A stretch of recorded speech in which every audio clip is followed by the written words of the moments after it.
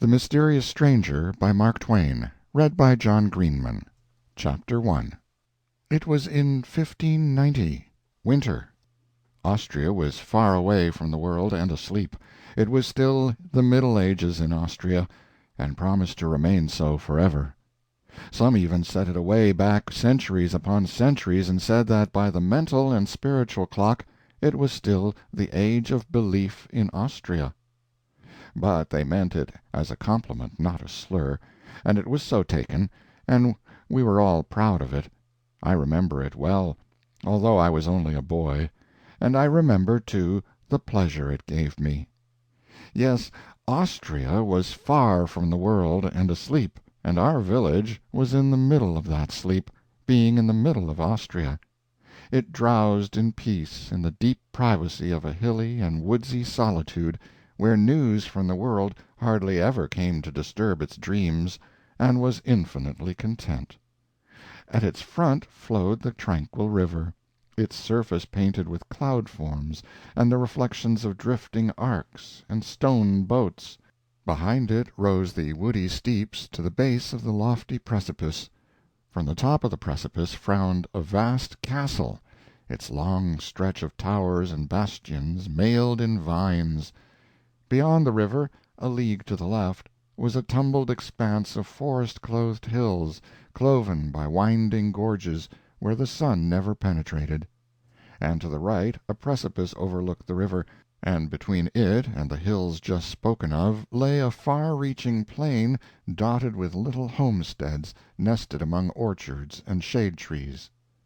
The whole region for leagues around was the hereditary property of a prince, whose servants kept the castle always in perfect condition for occupancy, but neither he nor his family came there oftener than once in 5 years. When they came, it was as if the Lord of the world had arrived, and had brought all the glories of its kingdoms along, and when they went they left a calm behind which was like the deep sleep which follows an orgy. Esseldorf was a paradise for us boys. We were not overmuch pestered with schooling. Mainly we were trained to be good Christians, to revere the Virgin, the Church, and the saints above everything. Beyond these matters we were not required to know much, and, in fact, not allowed to. Knowledge was not good for the common people, and could make them discontented with the lot which God had appointed for them, and God would not endure discontentment with his plans. We had 2 priests. One of them, Father Adolf, was a very zealous and strenuous priest, much considered. There may have been better priests, in some ways, than Father Adolf, but there was never one in our commune who was held in more solemn and awful respect. This was because he had absolutely no fear of the devil.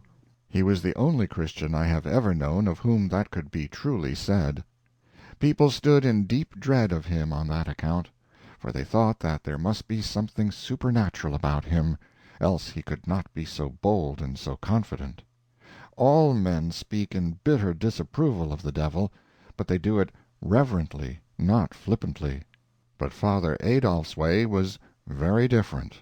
He called him by every name he could lay his tongue to, and it made everyone shudder that heard him. And often he would even speak of him scornfully and scoffingly. Then the people crossed themselves and went quickly out of his presence, fearing that something fearful might happen. Father Adolf had actually met Satan face to face more than once, and defied him. This was known to be so.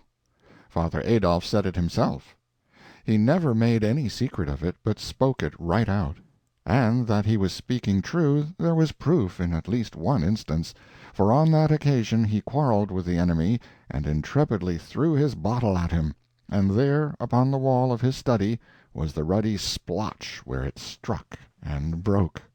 But it was Father Peter, the other priest, that we all loved best and were sorriest for. Some people charged him with talking around in conversation that God was all goodness, and would find a way to save all his poor human children. It was a horrible thing to say, but there was never any absolute proof that Father Peter said it, and it was out of character for him to say it, too, for he was always good and gentle and truthful. He wasn't charged with saying it in the pulpit, where all the congregation could hear and testify, but only outside in talk, and it is easy for enemies to manufacture that. Father Peter had an enemy, and a very powerful one, the astrologer who lived in a tumbled old tower up the valley, and put in his nights studying the stars. Every one knew he could foretell wars and famines, though that was not so hard, for there was always a war, and generally a famine somewhere. But he could also read any man's life through the stars in a big book he had, and find lost property, and every one in the village except Father Peter stood in awe of him. Even Father Adolf, who had defied the devil, had a wholesome respect for the astrologer when he came through our village wearing his tall, pointed hat and his long, flowing robe with stars on it, carrying his big book, and a staff which was known to have magic power. The bishop himself sometimes listened to the astrologer, it was said, for, besides studying the stars and prophesying, the astrologer made a great show of piety, which would impress the bishop, of course. But Father Peter took no stock in the astrologer. He denounced him openly as a charlatan, a fraud with no valuable knowledge of any kind, or powers beyond those of an ordinary and rather inferior human being, which naturally made the astrologer hate Father Peter, and wish to ruin him. It was the astrologer, as we all believed, who originated the story about Father Peter's shocking remark and carried it to the bishop. It was said that Father Peter had made the remark to his niece, Margette, though Margette denied it and implored the bishop to believe her and spare her old uncle from poverty and disgrace. But the bishop wouldn't listen. He suspended Father Peter indefinitely, though he wouldn't go so far as to excommunicate him on the evidence of only one witness. And now Father Peter had been out a couple of years, and our other priest, Father Adolf, had his flock. Those had been hard years for the old priest and Margette. They had been favorites, but of course that changed when they came under the shadow of the bishop's frown. Many of their friends fell away entirely, and the rest became cool and distant. Margette was a lovely girl of 18 when the trouble came, and she had the best head in the village, and the most in it. She taught the harp, and earned all her clothes and pocket money by her own industry. But her scholars fell off one by one now. She was forgotten when there were dances and parties among the youth of the village. The young fellows stopped coming to the house, all except Wilhelm Meidling, and he could have been spared. She and her uncle were sad and forlorn in their neglect and disgrace, and the sunshine was gone out of their lives. Matters went worse and worse all through the 2 years. Clothes were wearing out, bread was harder and harder to get, and now at last the very end was come. Solomon Isaacs had lent all the money he was willing to put on the house, and gave notice that tomorrow he would foreclose. End of chapter 1. In chapter 2. 3 of us boys were always together, and had been so from the cradle, being fond of one another from the beginning, and this affection deepened as the years went on. Nicholas Baumann, son of the principal judge of the local court; Seppi Wohlmeyer, son of the keeper of the principal inn, the Golden Stag, which had a nice garden, with shade-trees reaching down to the riverside, and pleasure boats for hire; and I was the third, Theodore Fisher, son of the church organist, who was also leader of the village musicians, teacher of the violin, composer, tax-collector of the commune, sexton, and in other ways a useful citizen, and respected by all. We knew the hills and the woods as well as the birds knew them, for we were always roaming them when we had leisure, at least when we were not swimming or boating or fishing, or playing on the ice or sliding downhill. And we had the run of the castle park, and very few had that. It was because we were pets of the oldest serving-man in the castle, Felix Brandt, and often we went there, nights, to hear him talk about old times and strange things, and to smoke with him (he taught us that), and to drink coffee, for he had served in the wars, and was at the siege of Vienna, and there, when the Turks were defeated and driven away, among the captured things were bags of coffee, and the Turkish prisoners explained the character of it and how to make a pleasant drink out of it, and now he always kept coffee by him, to drink himself and also to astonish the ignorant with. When it stormed he kept us all night, and while it thundered and lightened outside he told us about ghosts and horrors of every kind, and of battles and murders and mutilations and such things, and made it pleasant and cozy inside. And he told these things from his own experience largely. He had seen many ghosts in his time, and witches and enchanters, and once he was lost in a fierce storm at midnight in the mountains, and by the glare of the lightning had seen the wild huntsman rage on the blast with his spectre dogs chasing after him through the driving cloud-rack. Also he had seen an incubus once, and several times he had seen the great bat that sucks the blood from the necks of people while they are asleep, fanning them softly with its wings, and so keeping them drowsy till they die. He encouraged us not to fear supernatural things, such as ghosts, and said they did no harm, but only wandered about because they were lonely and distressed, and wanted kindly notice and compassion.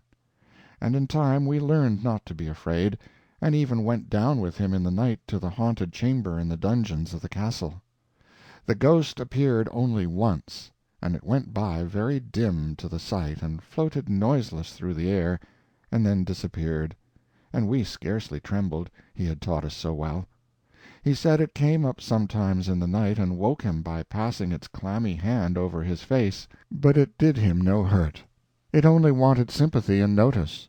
But the strangest thing was that he had seen angels, actual angels out of heaven, and had talked with them. They had no wings, and wore clothes, and talked and looked and acted just like any natural person, and you would never know them for angels except for the wonderful things they did which a mortal could not do, and the way they suddenly disappeared while you were talking with them, which was also a thing which no mortal could do. And he said they were pleasant and cheerful, not gloomy and melancholy like ghosts. It was after that kind of a talk one May night that we got up next morning and had a good breakfast with him, and then went down and crossed the bridge and went away up into the hills on the left to a woody hilltop, which was a favorite place of ours, and there we stretched out on the grass in the shade to rest and smoke, and talk over these strange things, for they were in our minds yet, and impressing us. But we couldn't smoke, because we had been heedless, and left our flint and steel behind. Soon there came a youth strolling toward us through the trees, and he sat down and began to talk in a friendly way, just as if he knew us. But we did not answer him, for he was a stranger, and we were not used to strangers, and were shy of them. He had new and good clothes on, and was handsome, and had a winning face and a pleasant voice, and was easy and graceful and unembarrassed, not slouchy and awkward and diffident, like other boys. We wanted to be friendly with him, but didn't know how to begin. Then I thought of the pipe, and wondered if it would be taken as kindly meant if I offered it to him. But I remembered that we had no fire, so I was sorry and disappointed. But he looked up bright and pleased, and said, "Fire? Oh, that is easy. I will furnish it." I was so astonished I couldn't speak, for I had not said anything. He took the pipe and blew his breath on it, and the tobacco glowed red, and spirals of blue smoke rose up. We jumped up and were going to run, for that was natural, and we did run a few steps, although he was yearningly pleading for us to stay, and giving us his word that he would not do us any harm, but only wanted to be friends with us and have company. So we stopped and stood, and wanted to go back, being full of curiosity and wonder, but afraid to venture. He went on coaxing, in his soft, persuasive way, and when we saw that the pipe did not blow up and nothing happened, our confidence returned by little and little, and presently our curiosity got to be stronger than our fear, and we ventured back, but slowly, and ready to fly at any alarm. He was bent on putting us at ease, and he had the right art.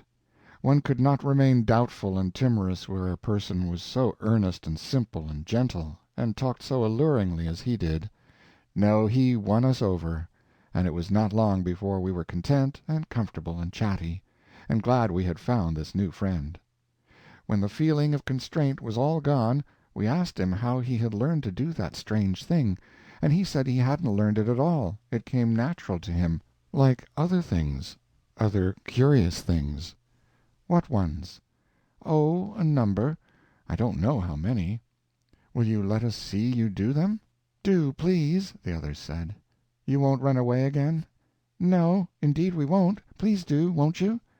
Yes, with pleasure. But you mustn't forget your promise, you know.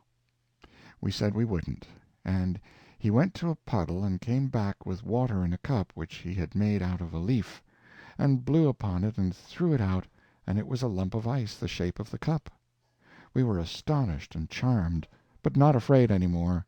We were very glad to be there, and asked him to go on and do some more things, and he did. He said he would give us any kind of fruit we liked, whether it was in season or not. We all spoke at once. Orange, apple, grapes! They are in your pockets, he said, and it was true. And they were of the best, too, and we ate them and wished we had more, though none of us said so. You will find them where those came from, he said, and everything else your appetites call for, and you need not name the thing you wish. As long as I am with you, you have only to wish and find. And he said, true. There was never anything so wonderful and so interesting. Bread, cakes, sweets, nuts, whatever one wanted, it was there. He ate nothing himself, but sat and chatted, and did one curious thing after another to amuse us. He made a tiny toy squirrel out of clay, and it ran up a tree and sat on a limb overhead and barked down at us. Then he made a dog that was not much larger than a mouse, and it treed the squirrel and danced about the tree, excited and barking, and was as alive as any dog could be. It frightened the squirrel from tree to tree, and followed it up until both were out of sight in the forest. He made birds out of clay and set them free, and they flew away, singing. At last I made bold to ask him to tell us who he was. An angel, he said, quite simply, and set another bird free, and clapped his hands and made it fly away. A kind of awe fell upon us when we heard him say that, and we were afraid again. But he said we need not be troubled. There was no occasion for us to be afraid of an angel, and he liked us anyway. He went on chatting as simply and unaffectedly as ever, and while he talked he made a crowd of little men and women the size of your finger, and they went diligently to work and cleared and leveled off a space a couple of yards square in the grass, and began to build a cunning little castle in it. The women mixing the mortar and carrying it up the scaffoldings in pails on their heads, just as our workwomen have always done, and the men laying the courses of masonry. 500 of these toy people swarming briskly about and working diligently, and wiping the sweat off their faces as natural as life. In the absorbing interest of watching those 500 little people make the castle grow step by step, and course by course, and take shape and symmetry, that feeling and awe soon passed away, and we were quite comfortable and at home again. We asked if we might make some people, and he said yes, and told Seppi to make some cannon for the walls, and told Nicholas to make some halberdiers, with breastplates and greaves and helmets, and I was to make some cavalry, with horses, and in allotting these tasks he called us by our names, but did not say how he knew them. Then Seppi asked him what his own name was, and he said tranquilly, Satan, and held out a chip, and caught a little woman on it who was falling from the scaffolding, and put her back where she belonged, and said, she is an idiot to step backward like that and not notice what she is about. It caught us suddenly, that name did, and our work dropped out of our hands and broke to pieces, a cannon, a halberdier, and a horse. Satan laughed, and asked what was the matter. I said, nothing, only it seemed a strange name for an angel. He asked why. Because well, it's his name, you know. Yes, he is my uncle. He said it placidly, but it took our breath for a moment and made our hearts beat. He did not seem to notice that, but mended our halberdiers and things with a touch, handing them to us finished, and said, don't you remember? He was an angel himself once. Yes, it's true, said Seppi. I didn't think of that. Before the fall he was blameless. Yes, said Nicholas, he was without sin. It is a good family, ours. said Satan. "There is not a better. He is the only member of it that has ever sinned." I should not be able to make any one understand how exciting it all was. You know that kind of quiver that trembles around through you when you are seeing something so strange and enchanting and wonderful that it is just a fearful joy to be alive and look at it, and you know how you gaze, and your lips turn dry and your breath comes short, but you wouldn't be anywhere but there, not for the world. I was bursting to ask one question. I had it on my tongue's end and could hardly hold it back. But I was ashamed to ask it. It might be a rudeness. Satan set an ox down that he had been making, and smiled up at me and said, "It wouldn't be a rudeness, and I should forgive it if it was. Have I seen him? Millions of times. From the time that I was a little child, 1,000 years old, I was his second favorite among the nursery angels of our blood and lineage, to use a human phrase. Yes, from that time until the fall, 8,000 years, measured as you count time." 8,000! Yes. He turned to Seppi, and went on as if answering something that was in Seppi's mind. "Why, naturally I look like a boy, for that is what I am. With us what you call time is a spacious thing. It takes a long stretch of it to grow an angel to full age." There was a question in my mind, and he turned to me and answered it. "I am 16,000 years old, counting as you count." Then he turned to Nicholas and said, "No, the fall did not affect me, nor the rest of the relationship. It was only he that I was named for who ate of the fruit of the tree, and then beguiled the man and the woman with it. We others are still ignorant of sin. We are not able to commit it. We are without blemish, and shall abide in that estate always. We—" Two of the little workmen were quarreling, and in buzzing little bumblebee voices they were cursing and swearing at each other. Now came blows and blood. Then they locked themselves together in a life-and-death struggle. Satan reached out his hand and crushed the life out of them with his fingers, threw them away, wiped the red from his fingers on his handkerchief, and went on talking where he had left off. "We cannot do wrong, neither have we any disposition to do it, for we do not know what it is." It seemed a strange speech in the circumstances, but we barely noticed that, we were so shocked and grieved at the wanton murder he had committed. For murder it was, that was its true name, and it was without palliation or excuse, for the men had not wronged him in any way. It made us miserable, for we loved him and had thought him so noble and so beautiful and gracious, and had honestly believed he was an angel, and to have him do this cruel thing, it lowered him so, and we had had such pride in him. He went right on talking, just as if nothing had happened, telling about his travels, and the interesting things he had seen in the big worlds of our solar system, and of other solar systems far away in the remotenesses of space, and about the customs of the immortals that inhabit them, somehow fascinating us, enchanting us, charming us in spite of the pitiful scene that was now under our eyes. For the wives of the little dead men had found the crushed and shapeless bodies and were crying over them, and sobbing and lamenting, and a priest was kneeling there with his hands crossed upon his breast, praying, and crowds of pitying friends were massed about them, reverently uncovered, with their bare heads bowed, and many with the tears running down, a scene which Satan paid no attention to until the small noise of the weeping and praying began to annoy them. Then he reached out and took the heavy board seat out of our swing, and brought it down and mashed all those people into the earth just as if they had been flies, and went on talking just the same. An angel! And kill a priest! An angel who did not know how to do wrong, and yet destroys in cold blood hundreds of helpless poor men and women who had never done him any harm. It made us sick to see that awful deed, and to think that none of those poor creatures was prepared except the priest, for none of them had ever heard a mass or seen a church. And we were witnesses.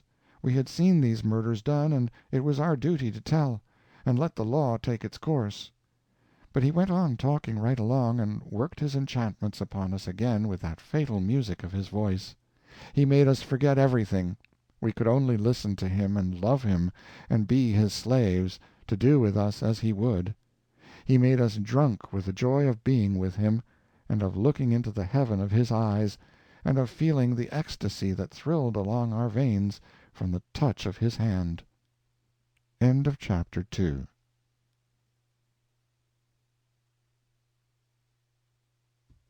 Chapter 3.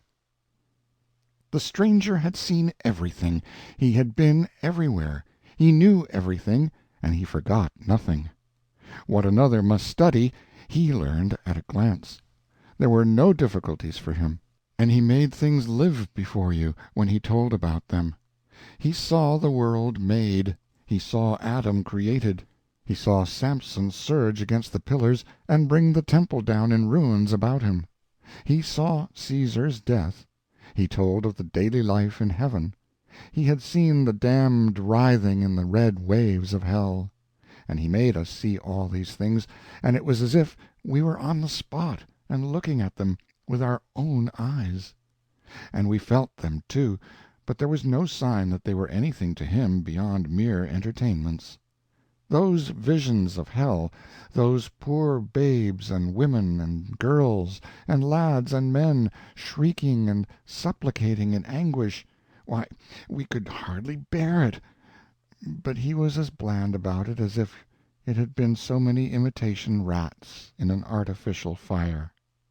And always, when he was talking about men and women here on the earth and their doings, even their grandest and sublimest, we were secretly ashamed, for his manner showed that to him they and their doings were of paltry poor consequence. Often you would think he was talking about flies if you didn't know. Once he even said, in so many words, that our people down here were quite interesting to him, notwithstanding they were so dull and ignorant and trivial and conceited, and so diseased and rickety, and such a shabby, poor, worthless lot all around. He said it in a quite matter-of-course way, and without bitterness, just as a person might talk about bricks or manure or any other thing that was of no consequence and hadn't feelings. I could see he meant no offense, but in my thoughts I set it down as not very good manners. "Manners," he said, "why, it is merely the truth, and truth is good manners.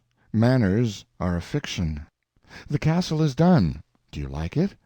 Any one would have been obliged to like it. It was lovely to look at, it was so shapely and fine, and so cunningly perfect in all its particulars, even to the little flags waving from the turrets.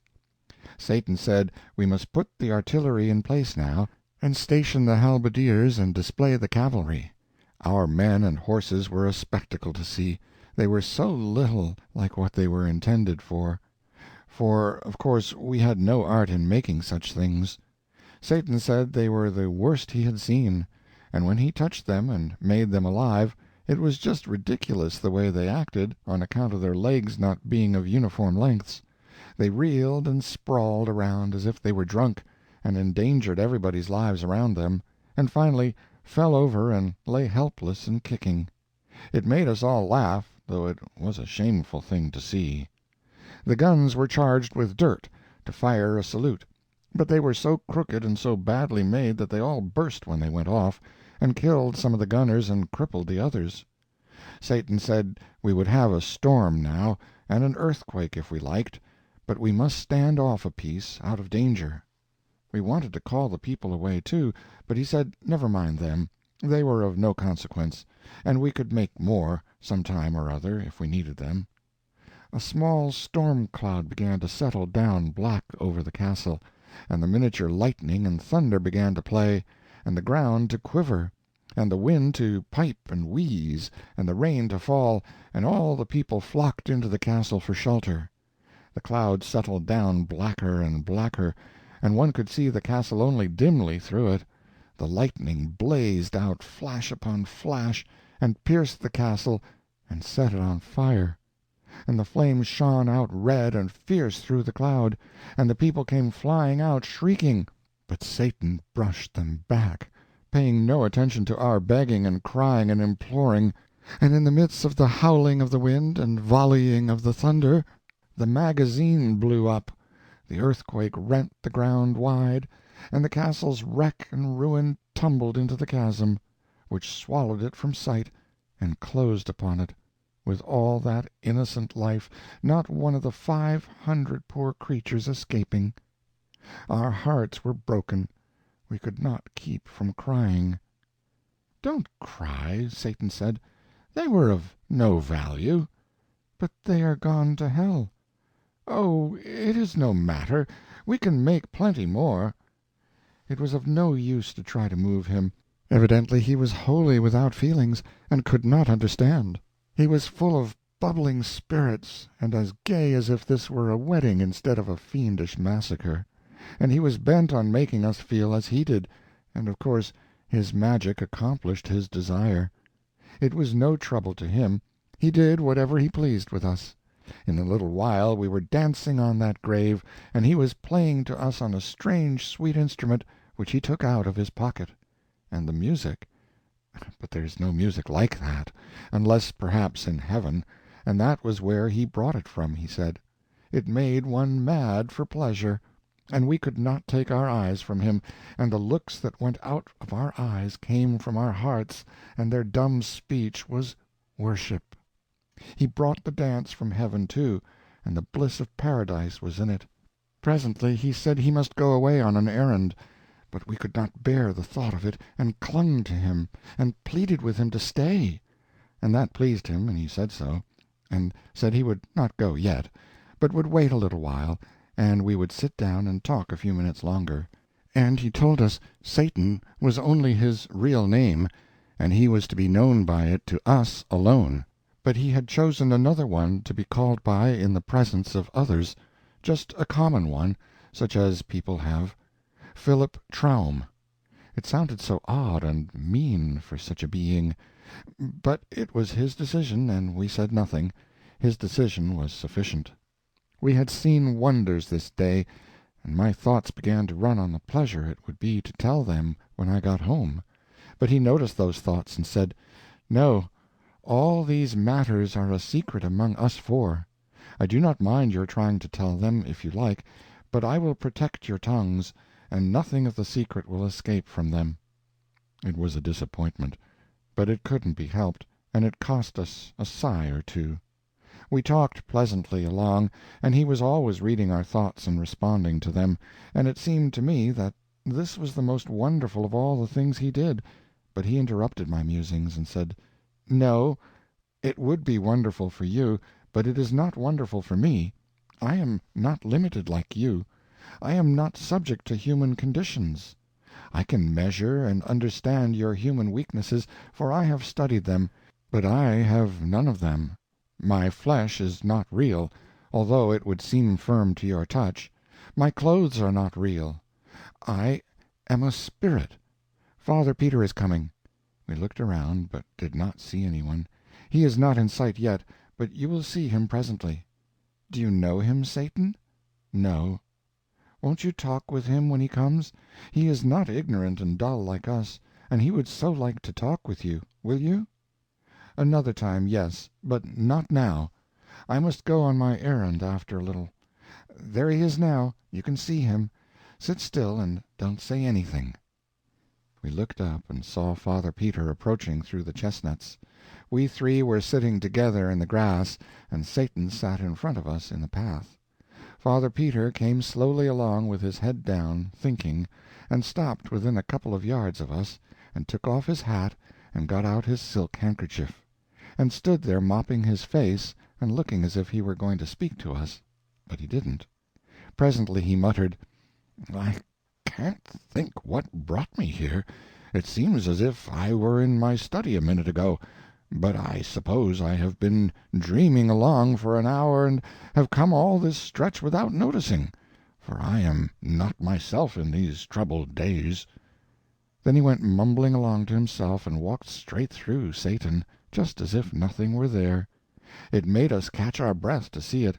We had the impulse to cry out, the way you nearly always do when a startling thing happens, but something mysteriously restrained us, and we remained quiet, only breathing fast. Then the trees hid Father Peter after a little, and Satan said, "It is as I told you. I am only a spirit." "Yes, one perceives it now," said Nicholas. "But We are not spirits. It is plain he did not see you, but were we invisible, too? He looked at us, but he didn't seem to see us." "No, none of us was visible to him, for I wished it so." It seemed almost too good to be true, that we were actually seeing these romantic and wonderful things, and that it was not a dream. And there he sat, looking just like anybody, so natural and simple and charming, and chatting along again the same as ever, and, well, words cannot make you understand what we felt. It was an ecstasy, and an ecstasy is a thing that will not go into words. It feels like music, and one cannot tell about music so that another person can get the feeling of it. He was back in the old ages once more now, and making them live before us.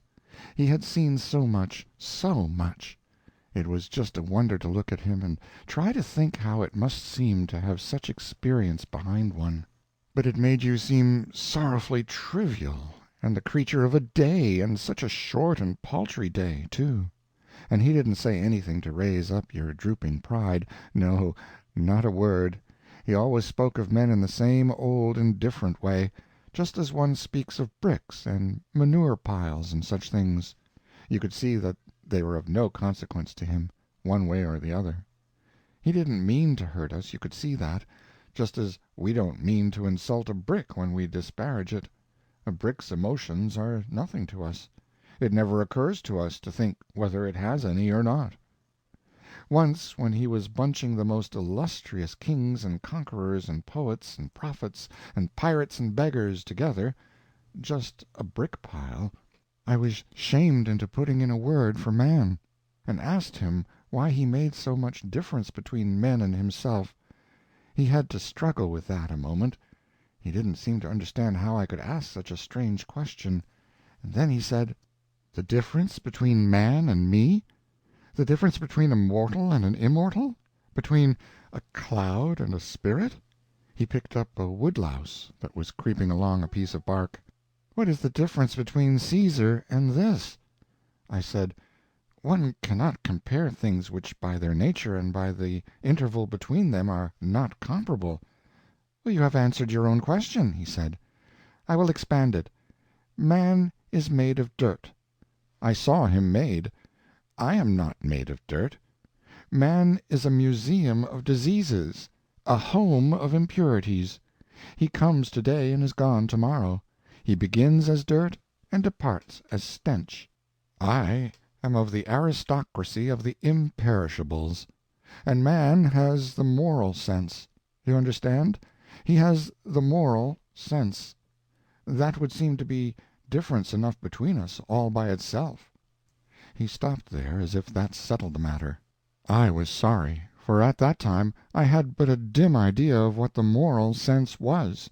I merely knew that we were proud of having it, and when he talked like that about it, it wounded me, and I felt as a girl feels who thinks her dearest finery is being admired and then overhears strangers making fun of it. For a while we were all silent, and I, for one, was depressed. Then Satan began to chat again, and soon he was sparkling along in such a cheerful and vivacious vein that my spirits rose once more. He told some very cunning things that put us in a gale of laughter, and when he was telling about the time that Samson tied the torches to the foxes' tails and set them loose in the Philistines' corn, and Samson sitting on the fence slapping his thighs and laughing, with the tears running down his cheeks, and lost his balance and fell off the fence, the memory of that picture got him to laughing too, and we did have a most lovely and jolly time. By and by he said, "I am going on my errand now." "Don't," we all said, "don't go. Stay with us. You won't come back." "Yes, I will. I give you my word." "When? Tonight? Say when." "It won't be long. You will see." "We like you." "And I you. And as a proof of it, I will show you something fine to see. Usually when I go I merely vanish, but now I will dissolve myself and let you see me do it." He stood up, and it was quickly finished. He thinned away and thinned away until he was a soap bubble, except that he kept his shape. You could see the bushes through him as clearly as you see things through a soap bubble, and all over him played and flashed the delicate iridescent colors of the bubble, and along with them was that thing shaped like a window sash which you always see on the globe of the bubble. You have seen a bubble strike the carpet and lightly bound along 2 or 3 times before it bursts. He did that. He sprang, touched the grass, bounded, floated along, touched again, and so on, and presently exploded. Poof! And in his place was vacancy. It was a strange and beautiful thing to see. We did not say anything, but sat wondering and dreaming and blinking, and finally Seppi roused up and said, mournfully, sighing, "I suppose none of it has happened." Nicholas sighed and said about the same. I was miserable to hear them say it, for it was the same cold fear that was in my own mind. Then we saw poor old Father Peter wandering along back, with his head bent down, searching the ground. When he was pretty close to us he looked up and saw us, and said, "How long have you been here, boys?" "A little while, Father." "Then it is since I came by, and maybe you can help me. Did you come up by the path?" "Yes, Father." "That is good. I came the same way. I have lost my wallet. There wasn't much in it, but a very little is much to me, for it was all I had. I suppose you haven't seen anything of it?" "No, Father, but we will help you hunt." "It is what I was going to ask you. Why, here it is." We hadn't noticed it, yet there it lay, right where Satan stood when he began to melt. If he did melt, and it wasn't a delusion. Father Peter picked it up and looked very much surprised. "It is mine," he said, "but not the contents. This is fat. Mine was flat. Mine was light. This is heavy." He opened it. It was stuffed as full as it could hold with gold coins. He let us gaze our fill, and of course we did gaze, for we had never seen so much money at one time before. All our mouths came open to say, "Satan did it," but nothing came out. There it was, you see. We couldn't tell what Satan didn't want told. He had said so himself. "Boys, did you do this?" It made us laugh, and it made him laugh, too, as soon as he thought what a foolish question it was. "Who has been here?" Our mouths came open to answer, but stood so for a moment because we couldn't say nobody, for it wouldn't be true, and the right word didn't seem to come. Then I thought of the right one, and said it. "Not a human being."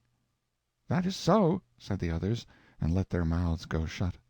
"It is not so," said Father Peter, and looked at us very severely. "I came by here a while ago, and there was no one here, but that is nothing. Some one has been here since. I don't mean to say that the person didn't pass here before you came, and I don't mean to say you saw him, but some one did pass, that I know. On your honor, you saw no one?" "Not a human being." "That is sufficient. I know you are telling me the truth." He began to count the money on the path, we on our knees, eagerly helping to stack it in little piles. "It's 1,100 ducats odd," he said. "Oh, dear, if it were only mine, and I need it so!" And his voice broke and his lips quivered. "It is yours, sir," we all cried out at once. "Every heller." "No, it isn't mine. Only 4 ducats are mine. The rest—" He fell to dreaming, poor old soul, and caressing some of the coins in his hands, and forgot where he was, sitting there on his heels with his old gray head bare. It was pitiful to see. "No," he said, waking up, "it isn't mine. I can't account for it. I think some enemy—it must be a trap." Nicholas said, "Father Peter, with the exception of the astrologer, you haven't a real enemy in the village, nor Margaret either, and not even a half enemy that's rich enough to chance 1,100 ducats to do you a mean turn. I'll ask you if that's so or not." He couldn't get around that argument, and it cheered him up. "But it isn't mine, you see. It isn't mine in any case." He said it in a wistful way, like a person that wouldn't be sorry but glad if anybody would contradict him. "It is yours, Father Peter, and we are witness to it, aren't we, boys?" "Yes, we are, and we'll stand by it, too." "Bless your hearts, you do almost persuade me. You do indeed. If I had only 100 odd ducats of it, the house is mortgaged for it, and we've no home for our heads if we don't pay to-morrow, and that 4 ducats is all we've got in "It's the—" yours, every bit of it, and you've got to take it. We are bail that it's all right. Aren't we, Theodore? Aren't we, Seppi?" We two said yes, and Nicholas stuffed the money back into the shabby old wallet and made the owner take it. So he said he would use 200 of it, for his house was good enough security for that, and would put the rest at interest till the rightful owner came for it, and on our side we must sign a paper showing how he got the money, a paper to show to the villagers as proof that he had not got out of his troubles dishonestly. End of Chapter 3.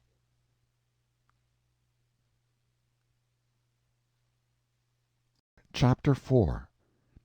It made immense talk next day, when Father Peter paid Solomon Isaacs in gold and left the rest of the money with him at interest. Also, there was a pleasant change. Many people called at the house to congratulate him, and a number of cool old friends became kind and friendly again. And, to top all, Marget was invited to a party. And there was no mystery. Father Peter told the whole circumstance just as it happened, and said he could not account for it, only it was the plain hand of Providence, so far as he could see.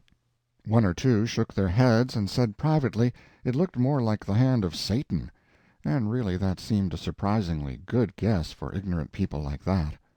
Some came slyly buzzing around and tried to coax us boys to come out and tell the truth, and promised they wouldn't ever tell, but only wanted to know for their own satisfaction, because the whole thing was so curious. They even wanted to buy the secret and pay money for it, and if we could have invented something that would answer, but we couldn't. We hadn't the ingenuity, so we had to let the chance go by, and it was a pity. We carried that secret around without any trouble, but the other one, the big one, the splendid one, burned the very vitals of us. It was so hot to get out, and we so hot to let it out and astonish people with it. But we had to keep it in. In fact, it kept itself in. Satan said it would, and it did. We went off every day and got to ourselves in the woods so that we could talk about Satan, and really that was the only subject we thought of or cared anything about. And day and night we watched for him and hoped he would come, and we got more and more impatient all the time. We hadn't any interest in the other boys any more, and wouldn't take part in their games and enterprises. They seemed so tame after Satan, and their doings so trifling and commonplace after his adventures in antiquity and the constellations, and his miracles and meltings and explosions and all that. During the first day we were in a state of anxiety on account of one thing, and we kept going to Father Peter's house on one pretext or another to keep track of it. That was the gold coin. We were afraid it would crumble and turn to dust like fairy money. If it did, but it didn't. At the end of the day no complaint had been made about it, so after that we were satisfied that it was real gold, and dropped the anxiety out of our minds.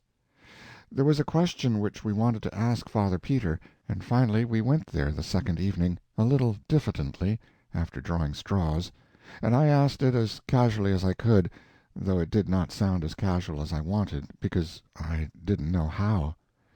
"What is the moral sense, sir?"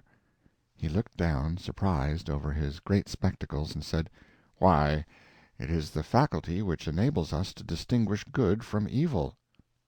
It threw some light, but not a glare, and I was a little disappointed, also to some degree embarrassed. He was waiting for me to go on, so in default of anything else to say I asked, "Is it valuable?" "Valuable? Heavens, lad, it is the one thing that lifts man above the beasts that perish, and makes him heir to immortality." This did not remind me of anything further to say, so I got out, with the other boys, and we went away with that indefinite sense you have often had of being filled, but not fatted. They wanted me to explain, but I was tired. We passed out through the parlor, and there was Margaret at the spinet teaching Marie Lugier. So one of the deserting pupils was back, and an influential one, too. The others would follow. Margaret jumped up and ran and thanked us again, with tears in her eyes (this was the third time), for saving her and her uncle from being turned into the street, and we told her again we hadn't done it, but that was her way. She never could be grateful enough for anything a person did for her, so we let her have her say. And as we passed through the garden, there was Wilhelm Meidling sitting there waiting, for it was getting toward the edge of the evening, and he would be asking Margaret to take a walk along the river with him when she was done with the lesson. He was a young lawyer, and succeeding fairly well, and working his way along, little by little. He was very fond of Margaret, and she of him. He had not deserted along with the others, but had stood his ground all through. His faithfulness was not lost on Margaret and her uncle. He hadn't so very much talent, but he was handsome and good, and these are a kind of talents themselves and help along. He asked us how the lesson was getting along, and we told him it was about done. And maybe it was so. We didn't know anything about it, but we judged it would please him, and it did, and didn't cost us anything. End of chapter 4. Chapter 5. On the fourth day comes the astrologer from his crumbling old tower up the valley, where he had heard the news, I reckon. He had a private talk with us, and we told him what we could, for we were mightily in dread of him. He sat there studying and studying a while to himself. Then he asked, "How many ducats did you say?" 1107, sir. Then he said, as if he were talking to himself, "It is very singular. Yes, very strange. A curious coincidence." Then he began to ask questions, and went over the whole ground from the beginning, we answering. By and by he said, 1106 ducats. It is a large sum. 7, said Seppi, correcting him. Oh, 7, was it? Of course, a ducat more or less isn't of consequence, but you said 1106 before. It would not have been safe for us to say he was mistaken, but we knew he was. Nicholas said, "We ask pardon for the mistake, but we meant to say 7. "Oh, it is no matter, lad. It was merely that I noticed the discrepancy. It is several days, and you cannot be expected to remember precisely. One is apt to be inexact when there is no particular circumstance to impress the count upon the memory." "But there was one, sir," said Seppi eagerly. "What was it, my son?" asked the astrologer indifferently. "First, we all counted the piles of coin, each in turn, and all made it the same, 1106. But I had slipped one out for fun, when the count began, and now I slipped it back and said, 'I think there is a mistake, there are 1107, let us count again.' We did, and of course I was right. They were astonished. Then I told how it came about." The astrologer asked us if this was so, and we said it was. "That settles it," he said. "I know the thief now. Lads, the money was stolen." Then he went away, leaving us very much troubled, and wondering what he could mean.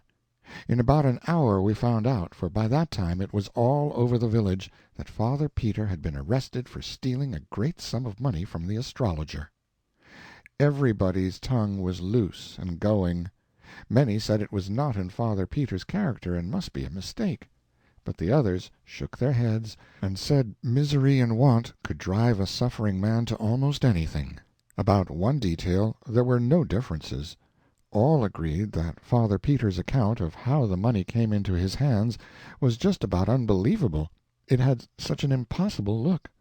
They said it might have come into the astrologer's hands in some such way, but into Father Peter's, never. Our characters began to suffer now.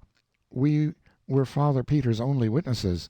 How much did he probably pay us to back up his fantastic tale? People talked that kind of talk to us pretty freely and frankly, and were full of scoffings when we begged them to believe really we had told only the truth. Our parents were harder on us than anyone else. Our fathers said we were disgracing our families, and they commanded us to purge ourselves of our lie, and there was no limit to their anger when we continued to say we had spoken true. Our mothers cried over us and begged us to give back our bribe, and get back our honest names, and save our families from shame, and come out and honorably confess. And at last we were so worried and harassed that we tried to tell the whole thing, Satan and all, but no, it wouldn't come out. We were hoping and longing all the time that Satan would come and help us out of our trouble, but there was no sign of him. Within an hour after the astrologer's talk with us, Father Peter was in prison and the money sealed up and in the hands of the officers of the law. The money was in a bag, and Solomon Isaacs said he had not touched it since he had counted it. His oath was taken that it was the same money, and that the amount was 1,107 ducats. Father Peter claimed trial by the ecclesiastical court, but our other priest, Father Adolf, said an ecclesiastical court hadn't jurisdiction over a suspended priest. The bishop upheld him. That settled it. The case would go to trial in the civil court. The court would not sit for some time to come. Wilhelm Meidling would be Father Peter's lawyer, and do the best he could, of course, but he told us privately that a weak case on his side and all the power and prejudice on the other made the outlook bad. So Margette's new happiness died a quick death.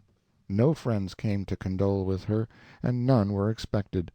An unsigned note withdrew her invitation to the party. There would be no scholars to take lessons. How could she support herself? She could remain in the house, for the mortgage was paid off, though the government, and not poor Solomon Isaacs, had the mortgage money in its grip for the present. Old Ursula, who was cook, chambermaid, housekeeper, laundress, and everything else for Father Peter, and had been Margette's nurse in earlier years, said God would provide. But she said that from habit, for she was a good Christian. She meant to help in the providing, to make sure, if she could find a way. We boys wanted to go and see Margette, and show friendliness for her, but our parents were afraid of offending the community and wouldn't let us. The astrologer was going around inflaming everybody against Father Peter, and saying he was an abandoned thief, and had stolen 1,107 gold ducats from him. He said he knew he was a thief from that fact, for it was exactly the sum he had lost, and which Father Peter pretended he had found. In the afternoon of the fourth day after the catastrophe, old Ursula appeared at our house, and asked for some washing to do, and begged my mother to keep this secret, to save Margette's pride, who would stop this project if she found it out. Yet Margette had not enough to eat, and was growing weak. Ursula was growing weak herself, and showed it, and she ate of the food that was offered her like a starving person, but could not be persuaded to carry any home, for Margette would not eat charity food. She took some clothes down to the stream to wash them, but we saw from the window that handling the bat was too much for her strength, so she was called back, and a trifle of money offered her, which she was afraid to take lest Margette should suspect. Then she took it, saying she would explain that she found it in the road. To keep it from being a lie and damning her soul, she got me to drop it while she watched. Then she went along by there and found it, and exclaimed with surprise and joy, and picked it up and went her way. Like the rest of the village, she could tell everyday lies fast enough and without taking any precautions against fire and brimstone on their account. But this was a new kind of lie, and it had a dangerous look because she hadn't had any practice in it. After a week's practice it wouldn't have given her any trouble. It is the way we are made. I was in trouble, for how would Margette live? Ursula could not find a coin in the road every day, perhaps not even a second one, and I was ashamed, too, for not having been near Margette, and she so in need of friends, but that was my parents' fault, not mine, and I couldn't help it. I was walking along the path, feeling very downhearted, when a most cheery and tingling freshening-up sensation went rippling through me, and I was too glad for any words, for I knew by that sign that Satan was by. I had noticed it before. Next moment he was alongside of me, and I was telling him all my trouble, and what had been happening to Margette and her uncle. While we were talking we turned a curve and saw old Ursula resting in the shade of a tree, and she had a lean stray kitten in her lap and was petting it. I asked her where she got it, and she said it came out of the woods and followed her. and she said it probably hadn't any mother or any friends, and she was going to take it home and take care of it. Satan said, "I understand you are very poor. Why do you want to add another mouth to feed? Why don't you give it to some rich person?" Ursula bridled at this and said, "Perhaps you would like to have it? You must be rich, with your fine clothes and quality airs." Then she sniffed and said, "Give it to the rich, the idea! The rich don't care for anybody but themselves. It's only the poor that have feeling for the poor, and help them. The poor and God will provide for this kitten." "What makes you think so?" Ursula's eyes snapped with anger. "Because I know it," she said. "Not a sparrow falls to the ground without his seeing it." "But it falls just the same. What good is seeing it fall?" Old Ursula's jaws worked, but she could not get any word out for the moment, she was so horrified. When she got her tongue, she stormed out, "Go about your business, you puppy, or I will take a stick to you." I could not speak, I was so scared. I knew that with his notions about the human race, Satan would consider it a matter of no consequence to strike her dead, there being plenty more. But my tongue stood still. I could give her no warning. But nothing happened. Satan remained tranquil and indifferent. I suppose he could not be insulted by Ursula any more than the king could be insulted by a tumble-bug. The old woman jumped to her feet when she made her remark, and did it as briskly as a young girl. It had been many years since she had done the like of that. That was Satan's influence. He was a fresh breeze to the weak and the sick wherever he came. His presence affected even the lean kitten, and it skipped to the ground and began to chase a leaf. This surprised Ursula, and she stood looking at the creature and nodding her head wonderingly, her anger quite forgotten. "What's come over it?" she said. "A while ago it could hardly walk." "You have not seen a kitten of that breed before," said Satan. Ursula was not proposing to be friendly with the mocking stranger, and she gave him an ungentle look and retorted, "Who asked you to come here and pester me, I'd like to know? And what do you know about what I've seen and what I haven't seen?" "You haven't seen a kitten with the hair spines on its tongue pointing to the front, have you?" "No, nor you either." "Well, examine this one and see." Ursula was become pretty spry, but the kitten was sprier, and she could not catch it, and had to give it up. Then Satan said, "Give it a name, and maybe it will come." Ursula tried several names, but the kitten was not interested. "Call it Agnes. Try that." The creature answered to the name and came. Ursula examined its tongue. "Upon my word, it's true," she said. "I have not seen this kind of a cat before. Is it yours?" "No." "Then how did you know its name so pat?" "Because all cats of that breed are named Agnes. They will not answer to any other." Ursula was impressed. "It is the most wonderful thing."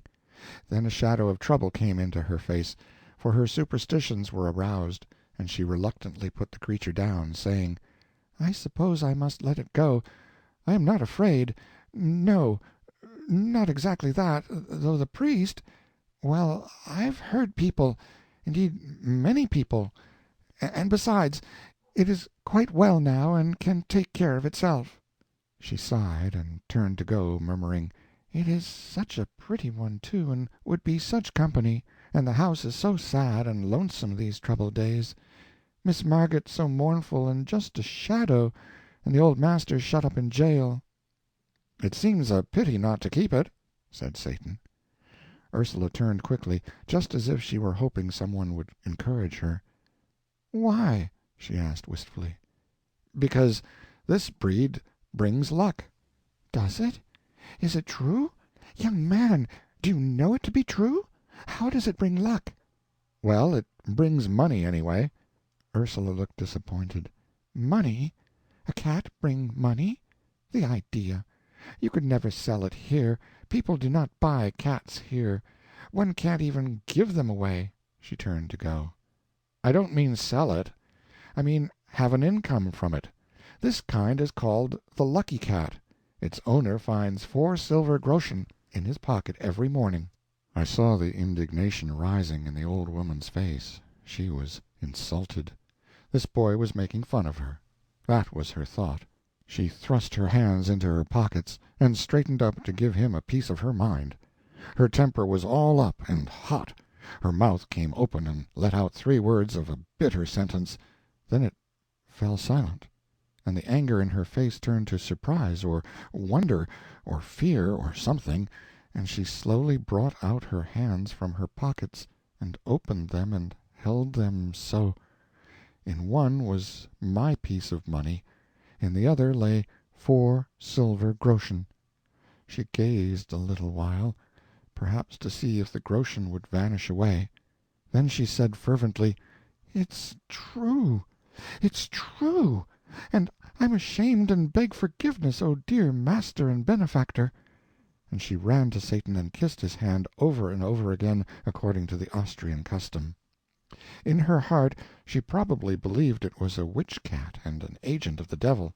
But no matter, it was all the more certain to be able to keep its contract and furnish a daily good living for the family, for in matters of finance even the piousest of our peasants would have more confidence in an arrangement with the devil than with an archangel. Ursula started homeward, with Agnes in her arms, and I said I wished I had her privilege of seeing Margaret. Then I caught my breath, for we were there in the parlor, and Margaret standing looking at us, astonished. She was feeble and pale, but I knew that those conditions would not last in Satan's atmosphere, and it turned out so. I introduced Satan, that is, Philip Traum, and we sat down and talked. There was no constraint. We were simple folk in our village, and when a stranger was a pleasant person we were soon friends.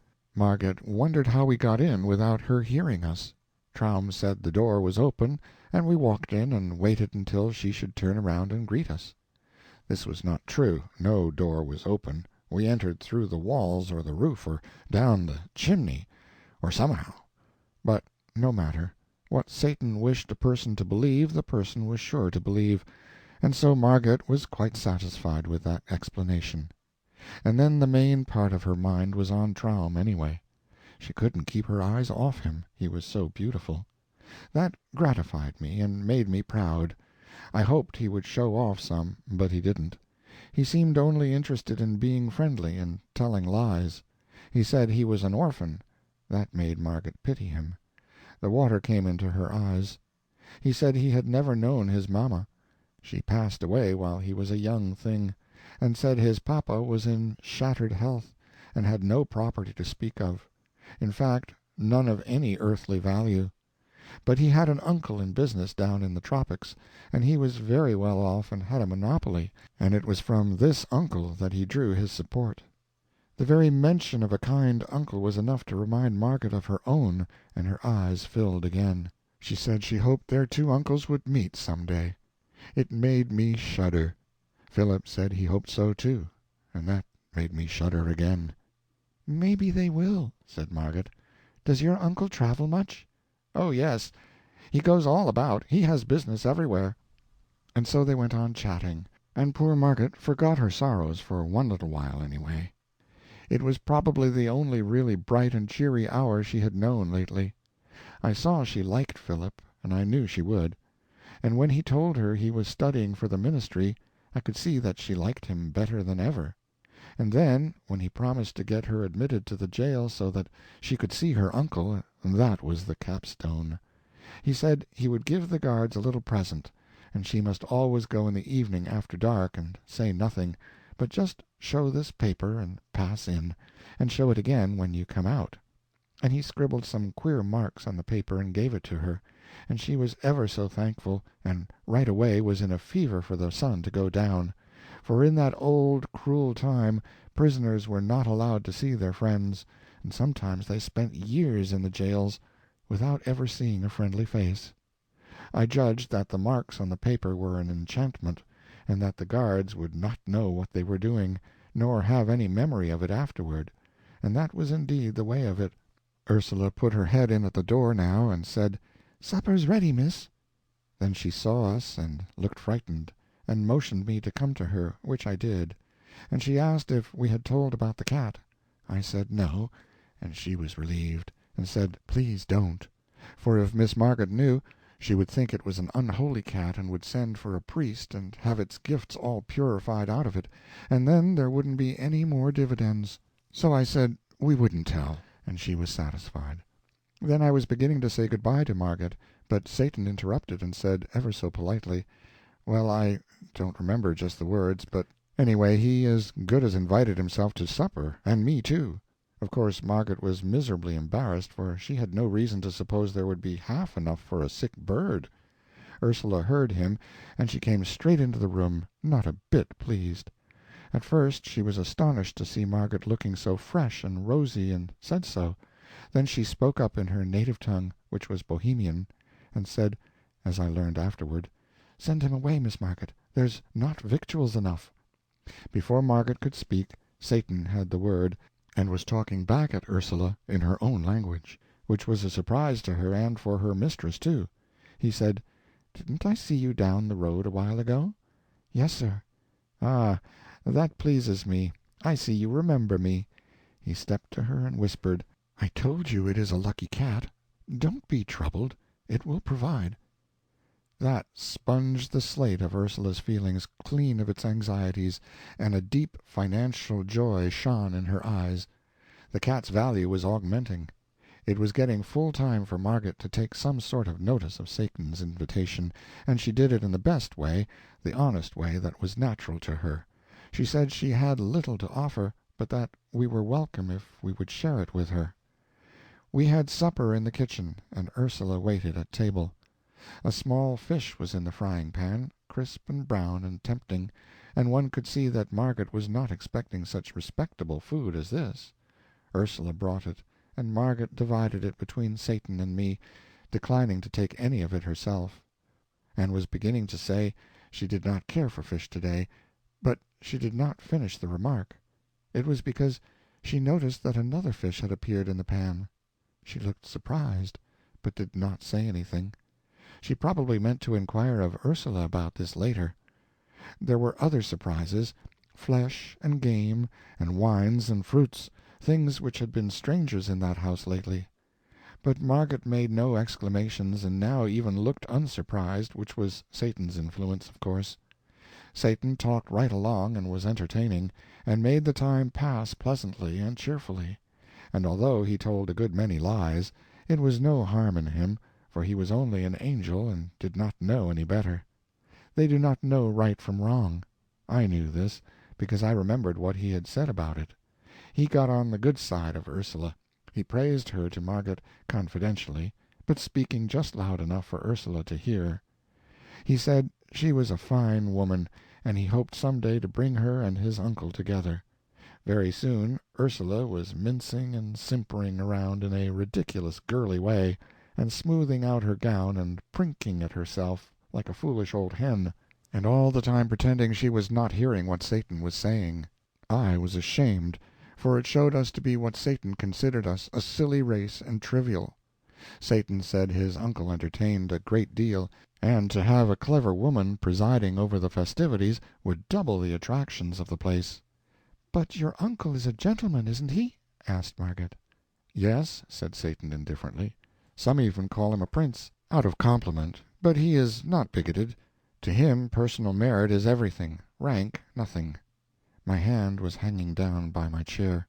Agnes came along and licked it. By this act a secret was revealed. I started to say, "It is all a mistake. This is just a common, ordinary cat. The hair-needles on her tongue point inward, not outward." But the words did not come, because they couldn't. Satan smiled upon me, and I understood. When it was dark, Margaret took food and wine and fruit in a basket, and hurried away to the jail, and Satan and I walked toward my home. I was thinking to myself that I should like to see what the inside of the jail was like. Satan overheard the thought, and the next moment we were in the jail. We were in the torture chamber, Satan said. The rack was there, and the other instruments, and there was a smoky lantern or two hanging on the walls and helping to make the place look dim and dreadful. There were people there, and executioners, but as they took no notice of us, it meant that we were invisible. A young man lay bound, and Satan said he was suspected of being a heretic, and the executioners were about to inquire into it. They asked the man to confess to the charge, and he said he could not, for it was not true. Then they drove splinter after splinter under his nails, and he shrieked with the pain. Satan was not disturbed, but I could not endure it, and had to be whisked out of there. I was faint and sick, but the fresh air revived me, and we walked toward my home. I said it was a brutal thing. No, it was a human thing. You should not insult the brutes by such a misuse of that word. They have not deserved it. And he went on talking like that. It is like your paltry race, always lying, always claiming virtues which it hasn't got, always denying them to the higher animals which alone possess them. No brute ever does a cruel thing. That is the monopoly of those with the moral sense. When a brute inflicts pain, he does it innocently. It is not wrong. For him there is no such thing as wrong. And he does not inflict pain for the pleasure of inflicting it. Only man does that, inspired by that mongrel moral sense of his, a sense whose function is to distinguish between right and wrong, with liberty to choose which of them he will do. Now what advantage can he get out of that? He is always choosing, and in 9 cases out of 10 he prefers the wrong. There shouldn't be any wrong, and without the moral sense there couldn't be any. And yet he is such an unreasoning creature that he is not able to perceive that the moral sense degrades him to the bottom layer of animated beings, and is a shameful possession. Are you feeling better? Let me show you something. End of chapter 5.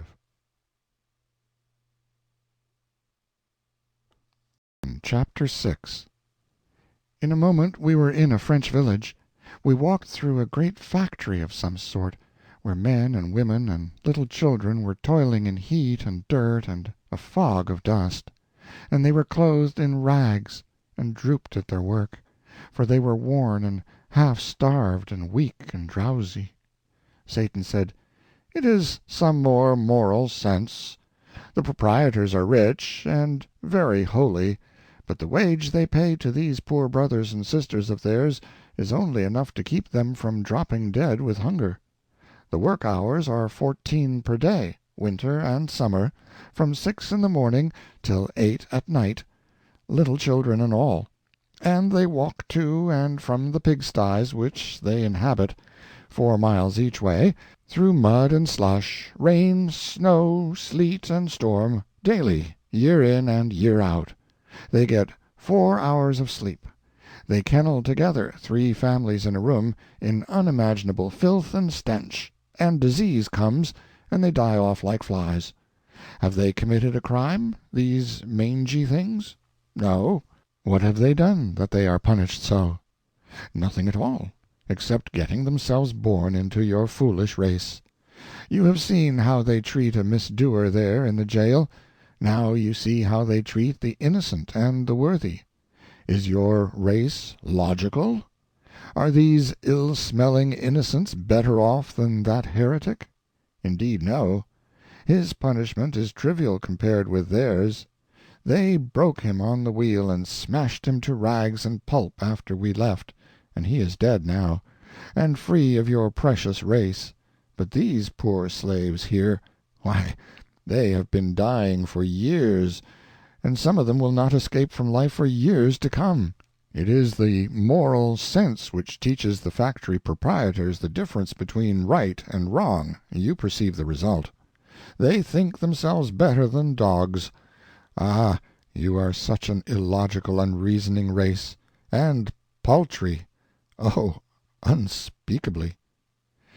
Then he dropped all seriousness and just overstrained himself making fun of us, and deriding our pride in our warlike deeds, our great heroes, our imperishable fames, our mighty kings, our ancient aristocracies, our venerable history, and laughed till it was enough to make a person sick to hear him, and finally he sobered a little, and said, "But after all, it is not all ridiculous. There is a sort of pathos about it, when one remembers how few are your days, how childish your pomps, and what shadows you are!" Presently all things vanished suddenly from my sight, and I knew what it meant. The next moment we were walking along in our village, and down toward the river I saw the twinkling lights of the Golden Stag. Then in the dark I heard a joyful cry: "He's come again!" It was Seppi Wohlmeyer. He had felt his blood leap and his spirits rise in a way that could mean only one thing, and he knew Satan was near, although it was too dark to see him. He came to us, and we walked along together, and Seppi poured out his gladness like water. It was as if he were a lover and had found his sweetheart who had been lost. Seppi was a smart and animated boy, and had enthusiasm and expression, and was a contrast to Nicholas and me.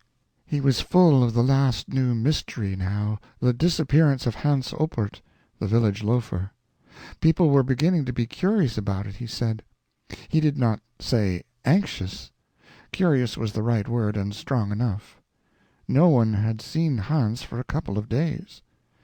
"Not since he did that brutal thing, you know," he said. "What brutal thing?" It was Satan that asked. "Well, he is always clubbing his dog, which is a good dog, and his only friend, and is faithful, and loves him, and does no one any harm, and 2 days ago he was at it again, just for nothing, just for pleasure, and the dog was howling and begging, and Theodore and I begged too, but he threatened us, and struck the dog again with all his might and knocked one of his eyes out, and he said to us, 'There, I hope you are satisfied now. That's what you have got for him by your damned meddling.' And he laughed, the heartless brute." Seppi's voice trembled with pity and anger. I guessed what Satan would say, and he said it. "There is that misused word again, that shabby slander. Brutes do not act like that, but only men." "Well, it was inhuman, anyway." "No, it wasn't, Seppi. It was human, quite distinctly human. It is not pleasant to hear you libel the higher animals by attributing to them dispositions which they are free from, and which are found nowhere but in the human heart. None of the higher animals is tainted with the disease called the moral sense. Purify your language, Seppi, drop those lying phrases out of it." He spoke pretty sternly for him, and I was sorry I hadn't warned Seppi to be more particular about the word he used. I knew how he was feeling. He would not want to offend Satan. He would rather offend all his kin. There was an uncomfortable silence, but relief soon came, for that poor dog came along now, with his eye hanging down, and went straight to Satan and began to moan and mutter brokenly, and Satan began to answer in the same way, and it was plain that they were talking together in the dog language. We all sat down in the grass in the moonlight, for the clouds were breaking away now, and Satan took the dog's head in his lap and put the eye back in its place, and the dog was comfortable, and he wagged his tail and licked Satan's hand, and looked thankful and said the same. I knew he was saying it, though I did not understand the words. Then the two talked together a bit, and Satan said, "He says his master was drunk." "Yes, he was," said we. "And an hour later he fell over the precipice there beyond the cliff pasture." "We know the place. It is 3 miles from here." "And the dog has been often to the village, begging people to go there, but he was only driven away and not listened to." We remembered it, but hadn't understood what he wanted. "He only wanted help for the man who had misused him, and he thought only of that, and has had no food nor sought any. He has watched by his master 2 nights. What do you think of your race? Is heaven reserved for it, and this dog ruled out, as your teachers tell you? Can your race add anything to this dog's stock of morals and magnanimities?" He spoke to the creature, who jumped up, eager and happy, and apparently ready for orders and impatient to execute them. "Get some men. Go with the dog. He will show you that carrion, and take a priest along to arrange about insurance, for death is near." With the last word he vanished, to our sorrow and disappointment. We got the men and Father Adolf, and we saw the man die. Nobody cared but the dog. He mourned and grieved, and licked the dead face, and could not be comforted. We buried him where he was, and without a coffin, for he had no money, and no friend but the dog. If we had been an hour earlier the priest would have been in time to send that poor creature to heaven, but now he was gone down into the awful fires, to burn forever. It seemed such a pity that in a world where so many people have difficulty to put in their time, one little hour could not have been spared for this poor creature who needed it so much, and to whom it would have made the difference between eternal joy and eternal pain. It gave an appalling idea of the value of an hour, and I thought I could never waste one again without remorse and terror. Seppi was depressed and grieved, and said it must be so much better to be a dog and not run such awful risks. We took this one home with us and kept him for our own. Seppi had a very good thought as we were walking along, and it cheered us up and made us feel much better. He said the dog had forgiven the man that had wronged him so, and maybe God would accept that absolution. There was a very dull week now, for Satan did not come, nothing much was going on, and we boys could not venture to go and see Margaret, because the nights were moonlit, and our parents might find us out if we tried. But we came across Ursula a couple of times, taking a walk in the meadows beyond the river to air the cat, and we learned from her that things were going well. She had natty new clothes on, and bore a prosperous look. The 4 groschen a day were arriving without a break, but were not being spent for food and wine and such things. The cat attended to all that.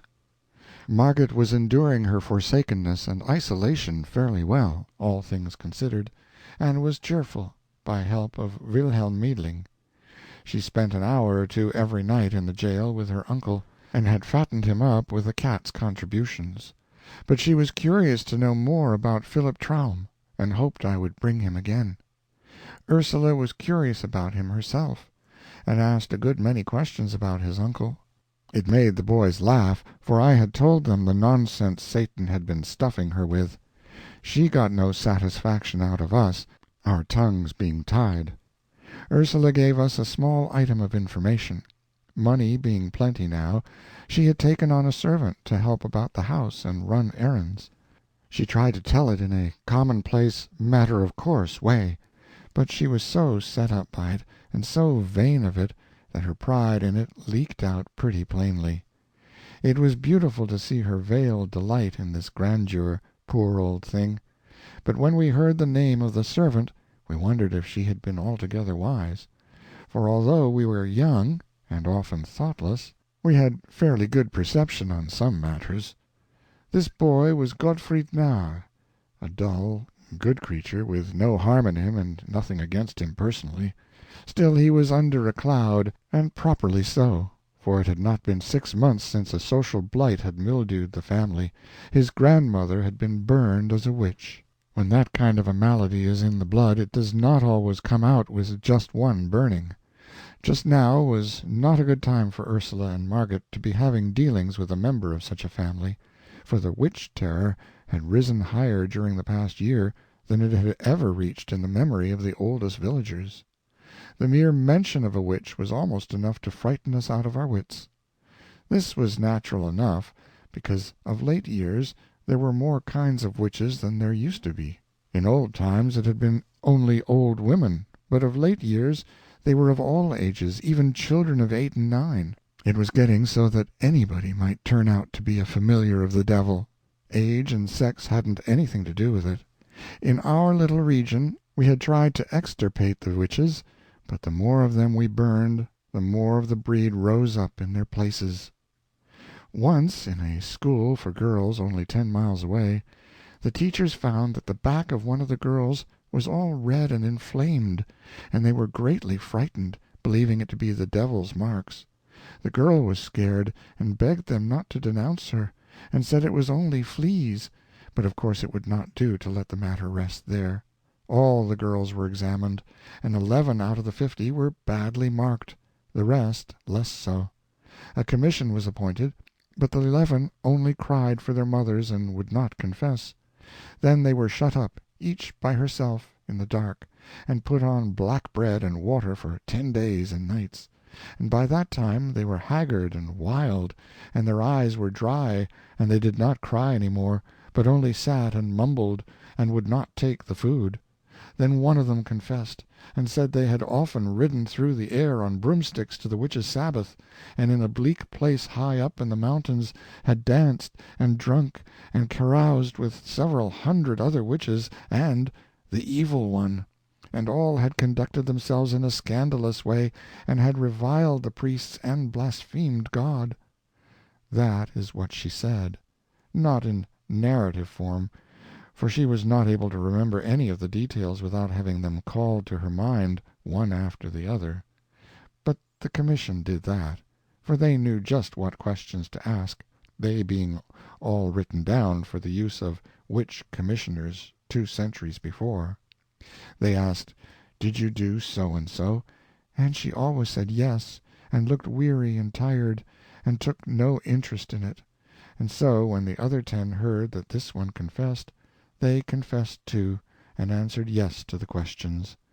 Then they were burned at the stake, all together, which was just and right, and everybody went from all the countryside to see it. I went too. But when I saw that one of them was a bonny sweet girl I used to play with, and looked so pitiful there chained to the stake, and her mother crying over her and devouring her with kisses, and clinging around her neck, and saying, "Oh, my God, oh, my God," it was too dreadful, and I went away. It was bitter cold weather when Godfried's grandmother was burned. It was charged that she had cured bad headaches by kneading the person's head and neck with her fingers, as she said, but really by the devil's help, as everybody knew. They were going to examine her, but she stopped them, and confessed straight off that her power was from the devil. So they appointed to burn her next morning early in our market square. The officer who was to prepare the fire was there first, and prepared it. She was there next, brought by the constables, who left her and went to fetch another witch. Her family did not come with her. They might be reviled, maybe stoned if the people were excited. I came, and gave her an apple. She was squatting at the fire, warming herself and waiting, and her old lips and hands were blue with the cold. A stranger came next. He was a traveler, passing through, and he spoke to her gently, and, seeing nobody but me there to hear, said he was sorry for her, and he asked if what she confessed was true, and she said no. He looked surprised, and still more sorry then, and asked her, "Then why did you confess?" "I am old and very poor," she said, "and I work for my living. There was no way but to confess. If I hadn't, they might have set me free. That would ruin me, for no one would forget that I had been suspected of being a witch, and so I would get no more work, and wherever I went they would set the dogs on me. In a little while I would starve. The fire is best. It is soon over. You have been good to me, you too, and I thank you." She snuggled closer to the fire, and put out her hands to warm them, the snowflakes descending soft and still on her old gray head, and making it white and whiter. The crowd was gathering now, and an egg came flying and struck her in the eye, and broke, and ran down her face. There was a laugh at that. I told Satan all about the 11 girls and the old woman, once, but it did not affect him. He only said it was the human race, and what the human race did was of no consequence, and he said he had seen it made, and it was not made of clay, it was made of mud. Part of it was, anyway. I knew what he meant by that, the moral sense.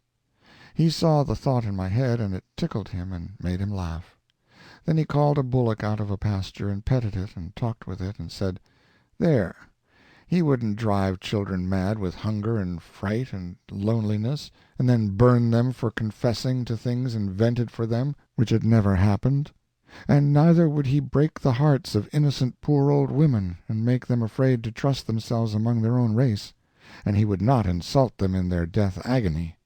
For he is not besmirched with the moral sense, but is as the angels are, and knows no wrong, and never does it." Lovely as he was, Satan could be cruelly offensive when he chose, and he always chose when the human race was brought to his attention. He always turned up his nose at it, and never had a kind word for it. Well, as I was saying, we boys doubted if it was a good time for Ursula to be hiring a member of the Narr family. We were right. When the people found it out they were naturally indignant, and, moreover, since Margaret and Ursula hadn't enough to eat themselves, where was the money coming from to feed another mouth? That is what they wanted to know, and in order to find out they stopped avoiding Gottfried and began to seek his society and have sociable conversations with him. He was pleased, not thinking any harm and not seeing the trap, and so he talked innocently along, and was no discreeter than a cow. "Money," he said, "they've got plenty of it. They pay me 2 groschen a week, besides my keep, and they live on the fat of the land, I can tell you. The prince himself can't beat their table." This astonishing statement was conveyed by the astrologer to Father Adolf on a Sunday morning when he was returning from Mass. He was deeply moved, and said, "This must be looked into." He said there must be witchcraft at the bottom of it, and told the villagers to resume relations with Margaret and Ursula in a private and unostentatious way, and keep both eyes open. They were told to keep their own counsel, and not rouse the suspicions of the household. The villagers were at first a bit reluctant to enter such a dreadful place, but the priest said they would be under his protection while there, and no harm could come to them, particularly if they carried a trifle of holy water along and kept their beads and crosses handy. This satisfied them and made them willing to go. Envy and malice made the baser sort even eager to go. And so poor Margaret began to have company again, and was as pleased as a cat. She was like most anybody else, just human, and happy in her prosperities, and not averse from showing them off a little. And she was humanly grateful to have the warm shoulder turned to her and be smiled upon by her friends and the village again. For of all the hard things to bear, to be cut by your neighbors and left in contemptuous solitude is maybe the hardest. The bars were down, and we could all go there now, and we did, our parents and all, day after day. The cat began to strain herself. She provided the top of everything for those companies, and in abundance. Among them many a dish and many a wine which they had not tasted before, and which they had not even heard of, except at second hand from the prince's servants. And the tableware was much above ordinary, too. Margaret was troubled at times, and pursued Ursula with questions to an uncomfortable degree. But Ursula stood her ground and stuck to it that it was Providence, and said no word about the cat. Margaret knew that nothing was impossible to Providence, but she could not help having doubts that this effort was from there, though she was afraid to say so, lest disaster come of it. Witchcraft occurred to her, but she put the thought aside, for this was before Gottfried joined the household, and she knew Ursula was pious and a bitter hater of witches. By the time Gottfried arrived, Providence was established, unshakably entrenched, and getting all the gratitude. The cat made no murmur, but went on composedly improving in style and prodigality by experience. In any community, big or little, there is always a fair proportion of people who are not malicious or unkind by nature, and who never do unkind things except when they are overmastered by fear, or when their self-interest is greatly in danger, or some such matter as that. Eseldorf had its proportion of such people, and ordinarily their good and gentle influence was felt, but these were not ordinary times, on account of the witch-dread, and so we did not seem to have any gentle and compassionate hearts left to speak of. Every person was frightened at the unaccountable state of things at Margaret's house, not doubting that witchcraft was at the bottom of it, and fright frenzied their reason. Naturally there were some who pitied Margaret and Ursula for the danger that was gathering about them, but naturally they did not say so. It would not have been safe. So the others had it all their own way, and there was none to advise the ignorant girl and the foolish woman, and warn them to modify their doings. We boys wanted to warn them, but we backed down when it came to the pinch, being afraid. We found that we were not manly enough nor brave enough to do a generous action when there was a chance that it could get us into trouble. Neither of us confessed this poor spirit to the others, but did as other people would have done, dropped the subject and talked about something else. And I knew we all felt mean, eating and drinking Margaret's fine things along with those companies of spies, and petting her and complimenting her with the rest, and seeing with self-reproach how foolishly happy she was, and never saying a word to put her on her guard. And indeed she was happy, and as proud as a princess, and so grateful to have friends again. And all the time these people were watching with all their eyes and reporting all they saw to Father Adolf. But he couldn't make head or tail of the situation. There must be an enchanter somewhere on the premises, but who was it? Margaret was not seen to do any jugglery, nor was Ursula, not yet Gottfried. And still the wines and dainties never ran short, and a guest could not call for a thing and not get it. To produce these effects was usual enough with witches and enchanters. That part of it was not new. But to do it without any incantations, or even any rumblings or earthquakes, or lightnings or apparitions, that was new, novel, wholly irregular. There was nothing in the books like this. Enchanted things were always unreal. Gold turned to dirt in an unenchanted atmosphere. Food withered away and vanished. But this test failed in the present case. The spies brought samples. Father Adolf prayed over them, exorcised them, but it did no good. They remained sound and real. They yielded to natural decay only, and took the usual time to do it. Father Adolf was not merely puzzled, he was also exasperated, for these evidences very nearly convinced him, privately, that there was no witchcraft in the matter. It did not wholly convince him, for this could be a new kind of witchcraft. There was a way to find out as to this. If this prodigal abundance of provender was not brought in from the outside, but produced on the premises, there was witchcraft sure. End of chapter 6. Chapter 7. Margaret announced a party and invited 40 people. The date for it was 7 days away. This was a fine opportunity. Margaret's house stood by itself, and it could be easily watched. All the week it was watched night and day.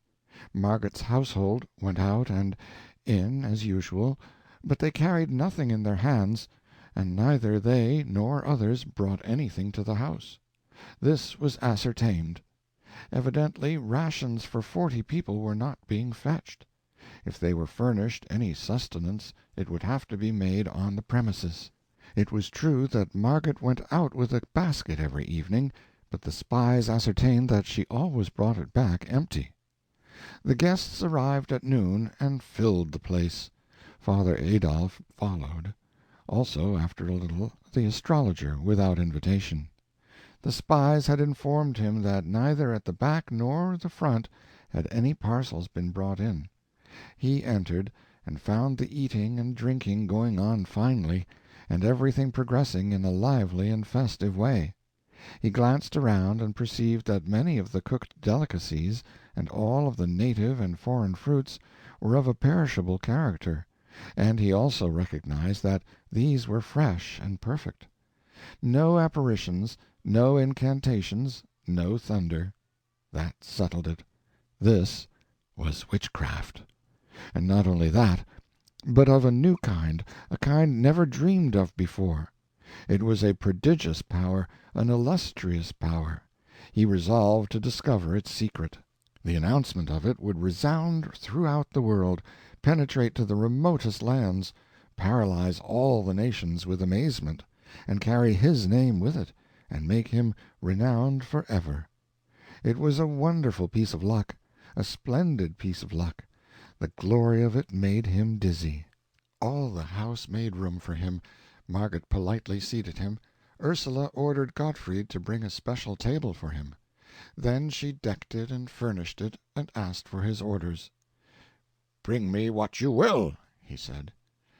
The 2 servants brought supplies from the pantry, together with white wine and red, a bottle of each. The astrologer, who very likely had never seen such delicacies before, poured out a beaker of red wine, drank it off, poured another, then began to eat with a grand appetite. I was not expecting Satan, for it was more than a week since I had seen or heard of him, but now he came in. I knew it by the feel, though people were in the way and I could not see him. I heard him apologizing for intruding, and he was going away, but Margaret urged him to stay, and he thanked her and stayed. She brought him along, introducing him to the girls, and to Maidling, and to some of the elders, and there was quite a rustle of whispers. "It's the young stranger we hear so much about and can't get sight of. He is away so much." "Dear, dear, but he is beautiful. What is his name?" "Philip Traum." "Ah, it fits him." You see, Traum is German for dream. "What does he do?" "Studying for the ministry, they say." "His face is his fortune. He'll be a cardinal some day." "Where is his home?" "Away down somewhere in the tropics, they say. Has a rich uncle down there." And so on. He made his way at once. Everybody was anxious to know him and talk with him. Everybody noticed how cool and fresh it was, all of a sudden, and wondered at it. For they could see that the sun was beating down the same as before, outside, and the sky was clear of clouds, but no one guessed the reason, of course. The astrologer had drunk his second beaker. He poured out a third. He set the bottle down, and by accident overturned it. He seized it before much was spilled, and held it up to the light, saying, "What a pity! It is royal wine." Then his face lighted with joy or triumph or something, and he said, "Quick, bring a bowl." It was brought, a 4-quart one. He took up that 2-pint bottle and began to pour. Went on pouring, the red liquor gurgling and gushing into the white bowl and rising higher and higher up its sides, everybody staring and holding their breath, and presently the bowl was full to the brim. "Look at the bottle," he said, holding it up. "It is full yet." I glanced at Satan, and in that moment he vanished. Then Father Adolf rose up, flushed and excited, crossed himself, and began to thunder in his great voice, "This house is bewitched and accursed." People began to cry and shriek and crowd toward the door. "I summon this detected household to—" His words were cut off short. His face became red, then purple, but he could not utter another sound. Then I saw Satan, a transparent film, melt into the astrologer's body. Then the astrologer put up his hand, and apparently in his own voice said, "Wait! Remain where you are." All stopped where they stood. "Bring a funnel." Ursula brought it, trembling and scared, and he stuck it in the bottle and took up the great bowl and began to pour the wine back, the people gazing and dazed with astonishment, for they knew the bottle was already full before he began. He emptied the whole of the bowl into the bottle, then smiled out over the room, chuckled, and said indifferently, "It is nothing. Anybody can do it. With my powers I can even do much more." A frightened cry burst out everywhere. "Oh, my God, he is possessed!" And there was a tumultuous rush for the door, which swiftly emptied the house of all who did not belong in it, except us boys and Maidling. We boys knew the secret, and would have told it if we could, but we couldn't. We were very thankful to Satan for furnishing that good help at the needful time. Margaret was pale and crying. Maidling looked kind of petrified. Ursula the same. But Gottfried was the worst. He couldn't stand, he was so weak and scared. For he was of a witch family, you know, and it would be bad for him to be suspected. Agnes came loafing in, looking pious and unaware, and wanted to rub up against Ursula and be petted. But Ursula was afraid of her, and shrank away from her, but pretending she was not meaning any incivility, for she knew very well it wouldn't answer to have strained relations with that kind of a cat. But we boys took Agnes and petted her, for Satan would not have befriended her if he had not had a good opinion of her, and that was endorsement enough for us. He seemed to trust anything that hadn't the moral sense. Outside, the guests, panic-stricken, scattered in every direction and fled in a pitiable state of terror, and such a tumult as they made with their running and sobbing and shrieking and shouting that soon all the village came flocking from their houses to see what had happened, and they thronged the street and shouldered and jostled one another in excitement and fright. And then Father Adolf appeared, and they fell apart in two walls like the cloven Red Sea, and presently down this lane the astrologer came striding and mumbling, and where he passed the lanes surged back in packed masses, and fell silent with awe, and their eyes stared and their breasts heaved, and several women fainted, and when he was gone by, the crowd swarmed together and followed him at a distance, talking excitedly and asking questions and finding out the facts. Finding out the facts and passing them on to others, with improvements which soon enlarged the bowl of wine to a barrel, and made the one bottle hold it all and yet remain empty to the last. When the astrologer reached the market square he went straight to a juggler, fantastically dressed, who was keeping 3 brass balls in the air, and took them from him and faced around upon the approaching crowd, and said, "This poor clown is ignorant of his art. Come forward and see an expert perform." So saying, he tossed the balls up one after another and set them whirling in a slender bright oval in the air, and added another, then another, and another, and soon, no one seeing whence he got them, adding, the oval lengthening all the time, his hands moving so swiftly that they were just a web or a blur, and not distinguishable as hands. And such as counted said there were now 100 balls in the air. The spinning great oval reached up 20 feet in the air, and was a shining and glinting and wonderful sight. Then he folded his arms and told the balls to go on spinning without his help. And they did it. After a couple of minutes he said, "There, that will do," and the oval broke and came crashing down, and the balls scattered abroad and rolled every whither. And wherever one of them came the people fell back in dread, and no one would touch it. It made him laugh, and he scoffed at the people and called them cowards and old women. Then he turned and saw the tight-rope, and said foolish people were daily wasting their money to see a clumsy and ignorant varlet degrade that beautiful art. Now they should see the work of a master. With that he made a spring into the air, and lit firm on his feet on the rope. Then he hopped the whole length of it back and forth on one foot, with his hands clasped over his eyes, and next he began to throw somersaults, both backward and forward, and threw 27.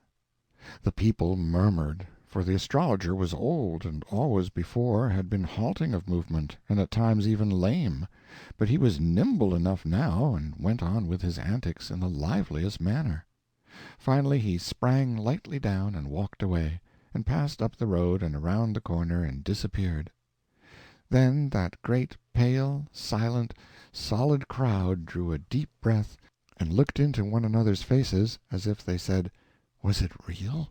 Did you see it, or was it only I? And I was dreaming?" Then they broke into a low murmur of talking, and fell apart in couples, and moved toward their homes, still talking in that awed way, with faces close together, and laying a hand on an arm, and making other such gestures as people make when they have been deeply impressed by something. We boys followed behind our fathers, and listened, catching all we could of what they said. And when they sat down in our house and continued their talk, they still had us for company. They were in a sad mood, for it was certain, they said, that disaster for the village must follow this awful visitation of witches and devils. Then my father remembered that Father Adolf had been struck dumb at the moment of his denunciation. "They have not ventured to lay their hands upon an anointed servant of God before," he said, "and how they could have dared it this time I cannot make out, for he wore his crucifix, isn't it so?" "Yes," said the others, "we saw it." "It is serious, friends, it is very serious. Always before we had a protection. It has failed." The others shook, as with a sort of chill, and muttered those words over. "It has failed. God has forsaken us." "It is true," said Seppi Wohlmeyer's father. "There is nowhere to look for help."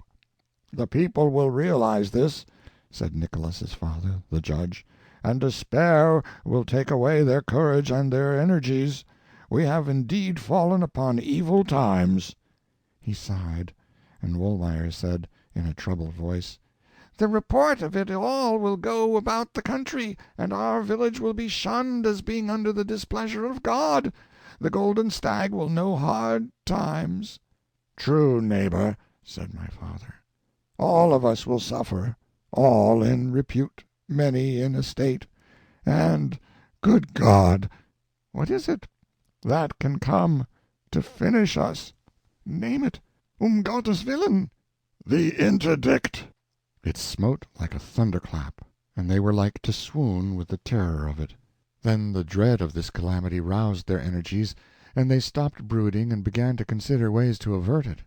They discussed this, that, and the other way, and talked till the afternoon was far spent, then confessed that at present they could arrive at no decision. So they parted sorrowfully, with oppressed hearts which were filled with bodings. While they were saying their parting words, I slipped out and set my course for Margaret's house to see what was happening there. I met many people, but none of them greeted me. It ought to have been surprising, but it was not, for they were so distraught with fear and dread that they were not in their right minds, I think. They were white and haggard, and walked like persons in a dream, their eyes open, but seeing nothing, their lips moving, but uttering nothing, and worriedly clasping and unclasping their hands without knowing it. At Margaret's it was like a funeral. She and Wilhelm sat together on the sofa, but said nothing, and not even holding hands. Both were steeped in gloom, and Margaret's eyes were red from the crying she had been doing. She said, "I have been begging him to go and come no more, and so save himself alive. I cannot bear to be his murderer. This house is bewitched, and no inmate will escape the fire. But he will not go, and he will be lost with the rest." Wilhelm said he would not go. If there was danger for her, his place was by her, and there he would remain. Then she began to cry again, and it was all so mournful that I wished I had stayed away. There was a knock, now, and Satan came in, fresh and cheery and beautiful, and brought that winy atmosphere of his and changed the whole thing. He never said a word about what had been happening, nor about the awful fears which were freezing the blood in the hearts of the community, but began to talk and rattle on about all manner of gay and pleasant things, and next about music, an artful stroke which cleared away the remnant of Margaret's depression and brought her spirits and her interests broad awake. She had not heard any one talk so well and so knowingly on that subject before, and she was so uplifted by it and so charmed that what she was feeling lit up her face and came out in her words. And Wilhelm noticed it and did not look as pleased as he ought to have done. And next Satan branched off into poetry, and recited some, and did it well, and Margaret was charmed again, and again Wilhelm was not as pleased as he ought to have been, and this time Margaret noticed it and was remorseful. I fell asleep to pleasant music that night, the patter of rain upon the panes, and the dull growling of distant thunder. Away in the night Satan came and roused me, and said, "Come with me. Where shall we go?" "Anywhere, so it is with you." Then there was a fierce glare of sunlight, and he said, "This is China." That was a grand surprise, and made me sort of drunk with vanity and gladness to think I had come so far, so much, much farther than anybody else in our village, including Bartel Sperling, who had such a great opinion of his travels. We buzzed around over that empire for more than half an hour, and saw the whole of it. It was wonderful, the spectacles we saw, and some were beautiful, others too horrible to think. For instance, however, I may go into that by and by, and also why Satan chose China for this excursion instead of another place. It would interrupt my tale to do it now. Finally we stopped flitting and lit. We sat upon a mountain commanding a vast landscape of mountain range and gorge and valley and plain and river, with cities and villages slumbering in the sunlight, and a glimpse of blue sea on the farther verge. It was a tranquil and dreamy picture, beautiful to the eye and restful to the spirit. If we could only make a change like that whenever we wanted to, the world would be easier to live in than it is, for change of scene shifts the mind's burdens to the other shoulder, and banishes old, shop-worn wearinesses from mind and body both. We talked together, and I had the idea of trying to reform Satan and persuade him to lead a better life. I told him about all those things he had been doing, and begged him to be more considerate and stop making people unhappy. I said I knew he did not mean any harm, but that he ought to stop and consider the possible consequences of a thing before launching it in that impulsive and random way of his. Then he would not make so much trouble. He was not hurt by this plain speech. He only looked amused and surprised, and said, "What? I do random things? Indeed, I never do. I stop and consider possible consequences? Where is the need? I know what the consequences are going to be, always." "Oh, Satan, then how could you do these things?" "Well, I will tell you, and you must understand if you can. You belong to a singular race. Every man is a suffering machine and a happiness machine combined. The two functions work together harmoniously, with a fine and delicate precision, on the give-and-take principle. For every happiness turned out in the one department, the other stands ready to modify it with a sorrow or a pain, maybe a dozen. In most cases the man's life is about equally divided between happiness and unhappiness. When this is not the case, the unhappiness predominates, always, never the other. Sometimes a man's make and disposition are such that his misery machine is able to do nearly all the business. Such a man goes through life almost ignorant of what happiness is. Everything he touches, everything he does, brings a misfortune upon him. You have seen such people? To that kind of a person life is not an advantage, is it? It is only a disaster. Sometimes for an hour's happiness a man's machinery makes him pay years of misery. Don't you know that? It happens every now and then.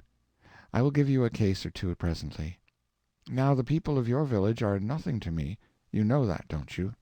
I did not like to speak out too flatly, so I said I had suspected it. "Well, it is true that they are nothing to me. It is not possible that they should be. The difference between them and me is abysmal, immeasurable. They have no intellect." "No intellect?" "Nothing that resembles it. At a future time I will examine what man calls his mind and give you the details of that chaos.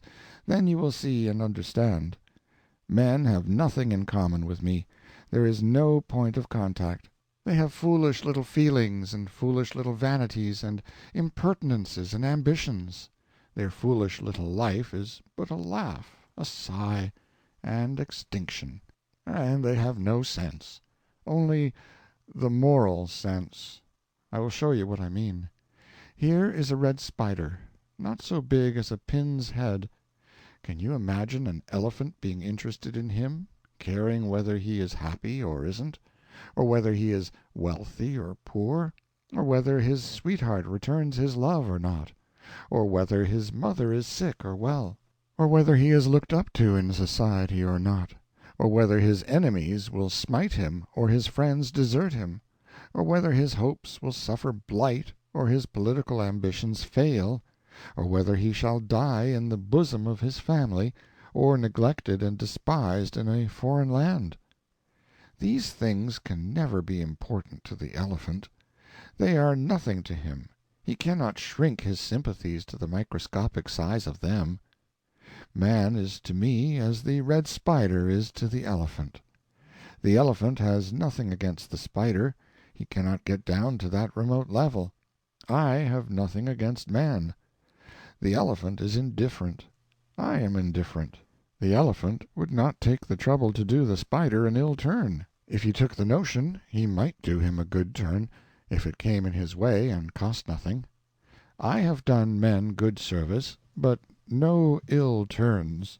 The elephant lives a century, the red spider a day.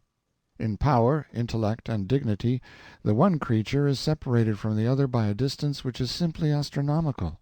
Yet in these, as in all qualities, man is immeasurably further below me than is the wee spider below the elephant. Man's mind clumsily and tediously and laboriously patches little trivialities together and gets a result, such as it is. My mind creates. Do you get the force of that? Creates anything it desires, and in a moment. Creates without material. Creates fluids, solids, colors, anything, everything, out of the airy nothing which is called thought.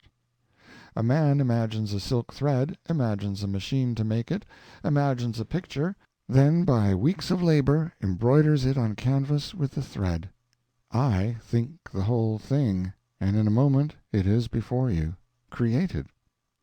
I think a poem, music, the record of a game of chess, anything, and it is there. This is the immortal mind. Nothing is beyond its reach. Nothing can obstruct my vision. The rocks are transparent to me, and darkness is daylight. I do not need to open a book. I take the whole of its contents into my mind at a single glance, through the cover, and in a million years I could not forget a single word of it, or its place in the volume.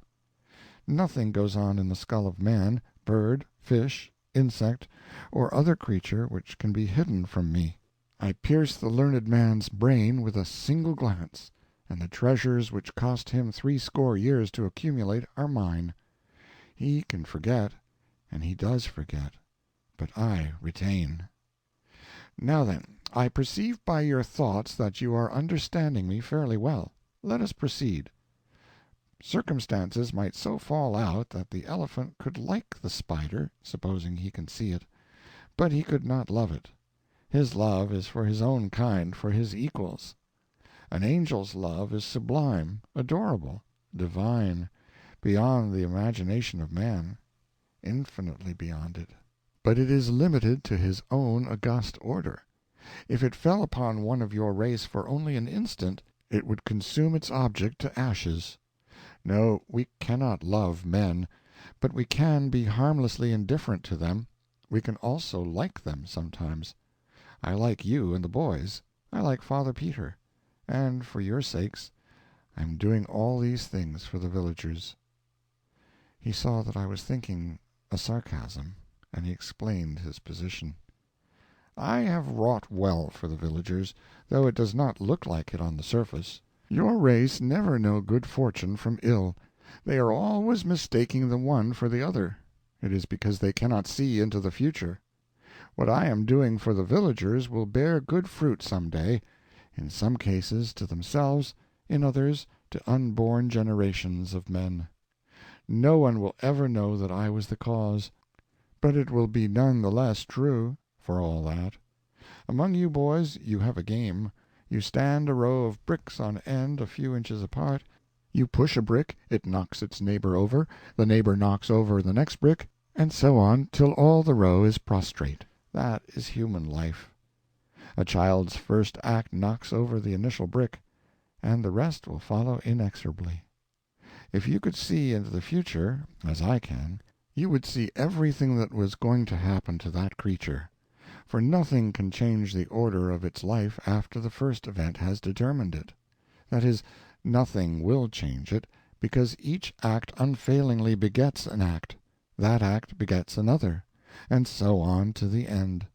And the seer can look forward down the line, and see just when each act is to have birth from cradle to grave. Does God order the career? Foreordain it? No.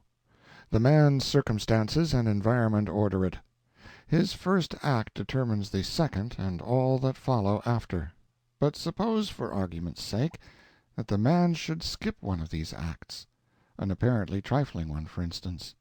Suppose that it had been appointed that on a certain day, at a certain hour and minute and second, and fraction of a second, he should go to the well, and he didn't go. That man's career would change utterly from that moment. Thence to the grave it would be wholly different from the career which his first act as a child had arranged for him. Indeed, it might be that if he had gone to the well he would have ended his career on a throne, and that omitting to do it would set him upon a career that would lead to beggary and a pauper's grave. For instance, if at any time, say in boyhood, Columbus had skipped the triflingest little link in the chain of acts projected and made inevitable by his first childish act, it would have changed his whole subsequent life, and he would have become a priest and died obscure in an Italian village, and America would not have been discovered for 2 centuries afterward. I know this. To skip any one of the billion acts in Columbus's chain would have wholly changed his life. I have examined his billion of possible careers, and in only one of them occurs the discovery of America. You people do not suspect that all of your acts are of one size and importance, but it is true. To snatch at an appointed fly is as big with fate for you as in any other appointed act. As the conquering of a continent, for instance? Yes. Now then, no man ever does drop a link. The thing has never happened. Even when he is trying to make up his mind as to whether he will do a thing or not, that itself is a link, an act, and has its proper place in his chain. And when he finally decides an act, that also was the thing which he was absolutely certain to do. You see now that a man will never drop a link in his chain. He cannot. If he made up his mind to try, that project would itself be an unavoidable link, a thought bound to occur to him at that precise moment, and made certain by the first act of his babyhood. It seemed so dismal. He is a prisoner for life, I said sorrowfully, and cannot get free. No, of himself he cannot get away from the consequences of his first childish act. But I can free him. I looked up wistfully. I have changed the careers of a number of your villagers. I tried to thank him, but found it difficult, and let it drop. I shall make some other changes. You know that little Lisa Brandt? Oh, yes, everybody does. My mother says she is so sweet and so lovely that she is not like any other child. She says she will be the pride of the village when she grows up, and its idol, too, just as she is now. I shall change her future. Make it better? I asked. Yes, and I will change the future of Nicholas. I was glad this time, and said, I don't need to ask about his case. You will be sure to do generously by him. It is my intention. Straight off I was building that great future of Nicky's in my imagination, and had already made a renowned general of him and Hofmeister at the court, when I noticed that Satan was waiting for me to get ready to listen again. I was ashamed of having exposed my cheap imaginings to him, and was expecting some sarcasms, but it did not happen. He proceeded with his subject. Nicky's appointed life is 62 years. That's grand, I said. Lisa's 36. But as I told you, I shall change their lives and those ages.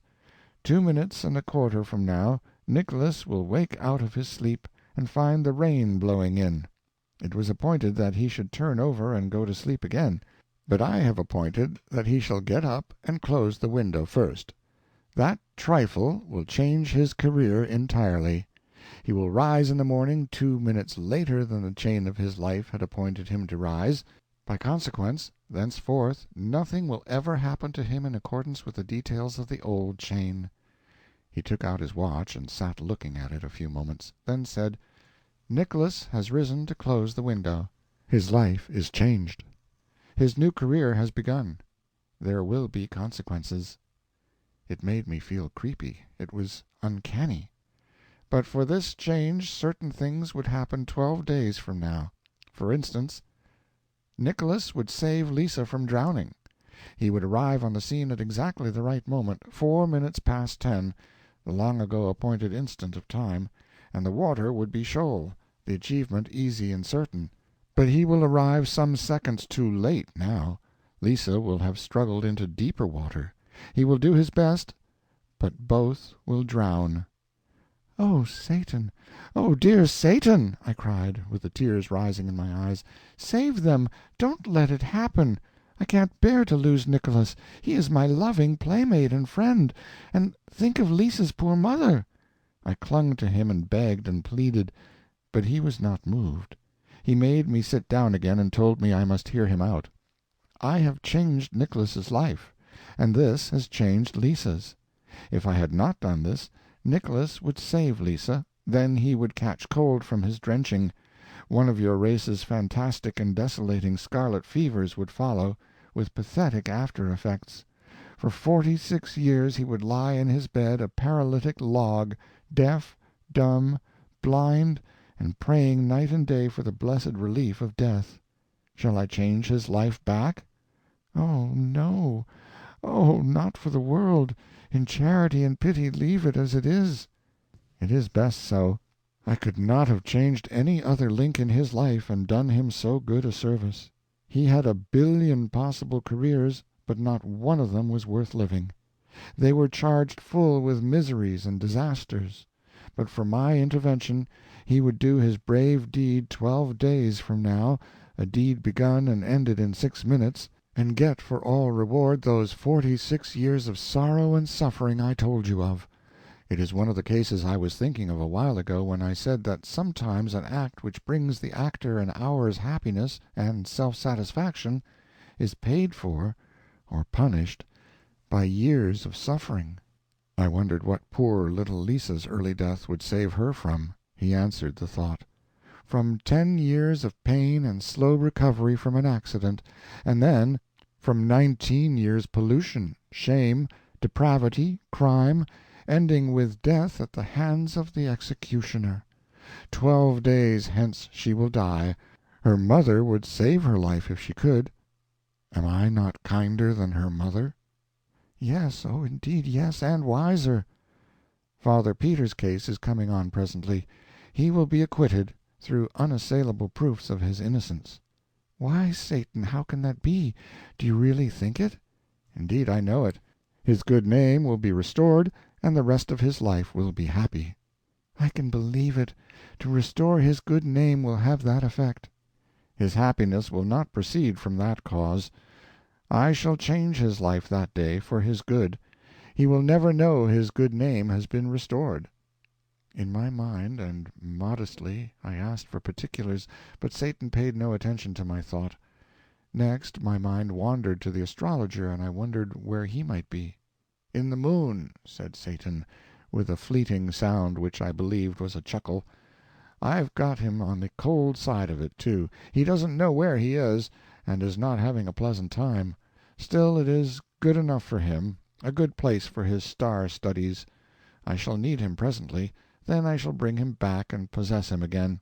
He has a long and cruel and odious life before him, but I will change that, for I have no feeling against him and am quite willing to do him a kindness. I think I shall get him burned." He had such strange notions of kindness, but angels are made so and do not know any better. Their ways are not like our ways, and besides, human beings are nothing to them. They think they are only freaks. It seems to me odd that he should put the astrologer so far away. He could have dumped him in Germany just as well, where he would be handy. "Far away?" said Satan. "To me no place is far away. Distance does not exist for me. The sun is less than 100,000,000 miles from here, and the light that is falling upon us has taken 8 minutes to come. But I can make that flight, or any other, in a fraction of time so minute that it cannot be measured by a watch. I have but to think the journey, and it is accomplished." I held out my hand and said, "The light lies upon it. Think it into a glass of wine, Satan." He did it. I drank the wine. "Break the glass," he said. I broke it. "There, you see it is real." The villagers thought the brass balls were magic stuff, and as perishable as smoke. They were afraid to touch them. You are a curious lot, your race. But come along, I have business. I will put you to bed." Said and done. Then he was gone, but his voice came back to me through the rain and darkness, saying, "Yes, tell Seppi, but no other." It was the answer to my thought. End of chapter 7.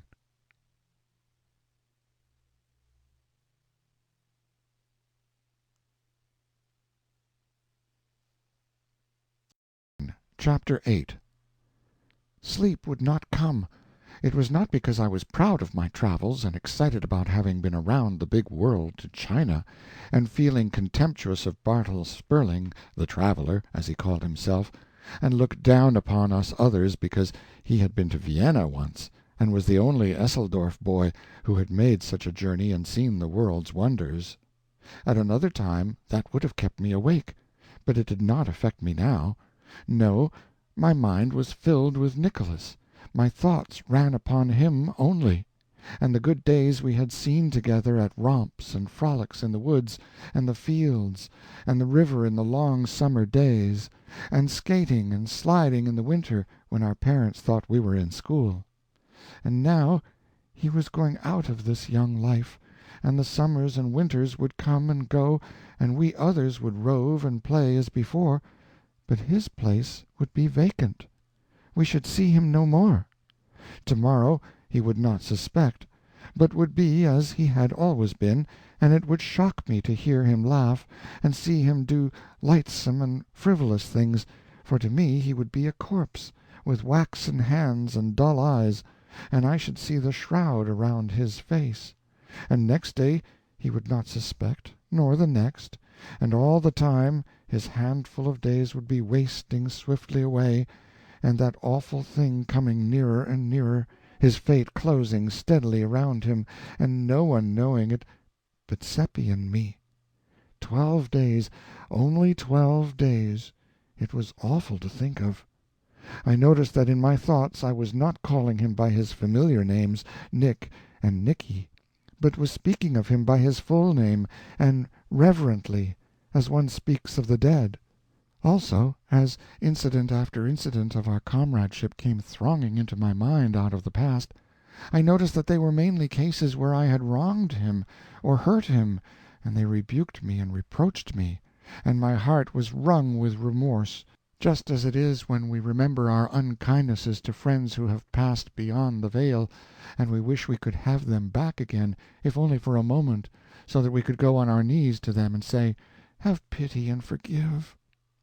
Once when we were 9 years old he went a long errand of nearly 2 miles for the fruiterer, who gave him a splendid big apple for reward, and he was flying home with it, almost beside himself with astonishment and delight, and I met him, and he let me look at the apple, not thinking of treachery, and I ran off with it, eating it as I ran, he following me and begging, and when he overtook me I offered him the core, which was all that was left, and I laughed. Then he turned away crying, and said he had meant to give it to his little sister. That smote me, for she was slowly getting well of a sickness, and it would have been a proud moment for him to see her joy and surprise, and have her caresses. But I was ashamed to say I was ashamed, and only said something rude and mean, to pretend I did not care, and he made no reply in words, but there was a wounded look in his face, as he turned away toward his home, which rose before me many times in after years, in the night, and reproached me, and made me ashamed again. It had grown dim in my mind by and by, then it disappeared, but it was back now, and not dim. Once at school, when we were 11, I upset my ink and spoiled 4 copy-books, and was in danger of severe punishment, but I put it upon him, and he got the whipping. And only last year I had cheated him in a trade, giving him a large fish-hook, which was partly broken through for 3 small sound ones.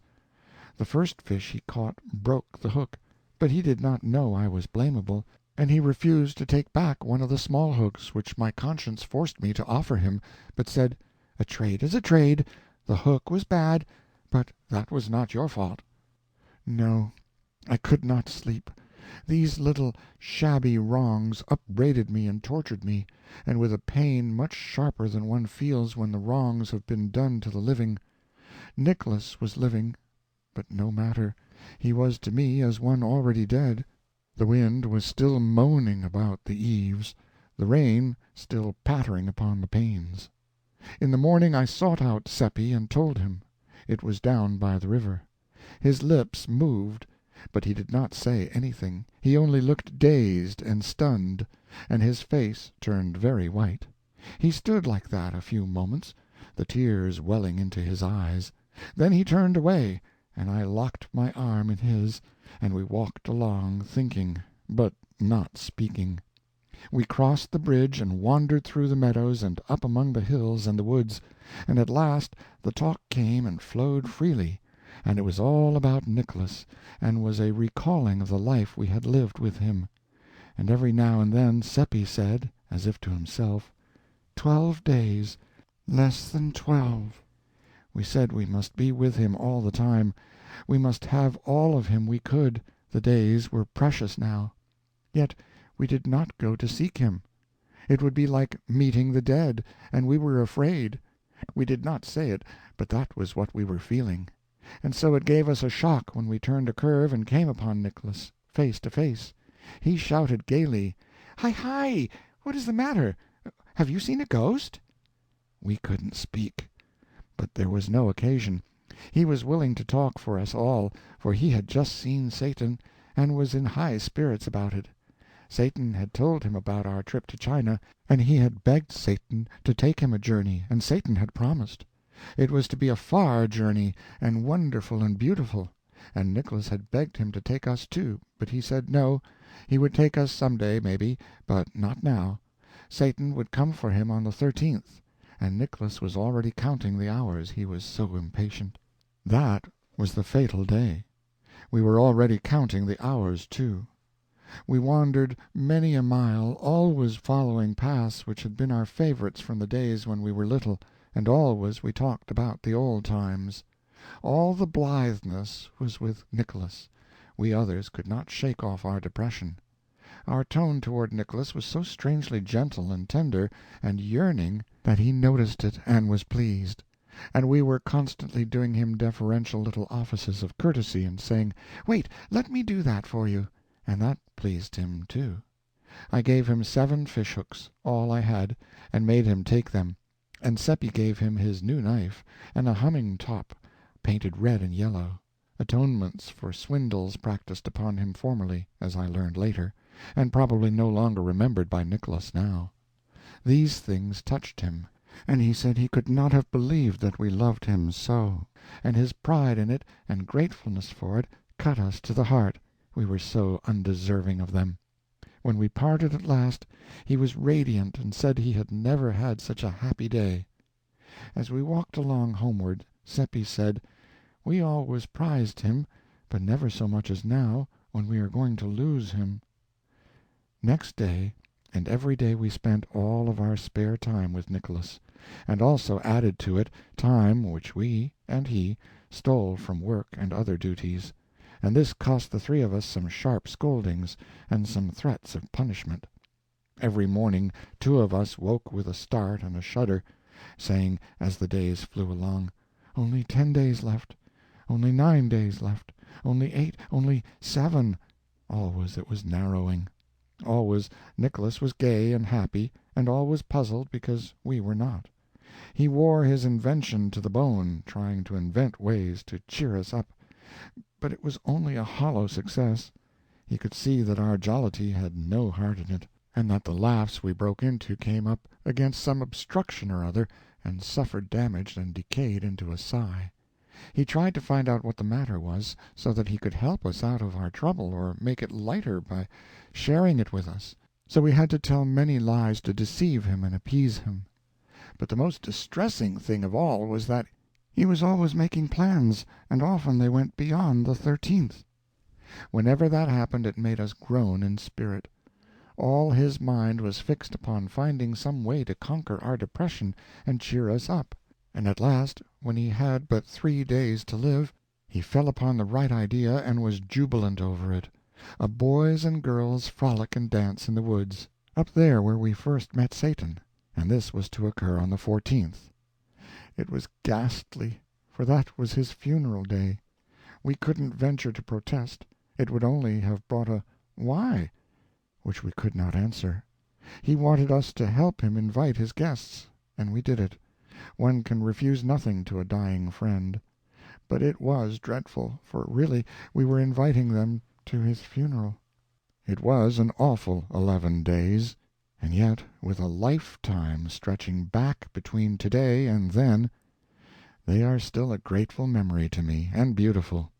In effect, they were days of companionship with one's sacred dead, and I have known no comradeship that was so close or so precious. We clung to the hours and the minutes, counting them as they wasted away, and parting with them with that pain and bereavement which a miser feels who sees his hoard filched from him, coin by coin, by robbers, and is helpless to prevent it. When the evening of the last day came we stayed out too long. Seppi and I were in fault for that.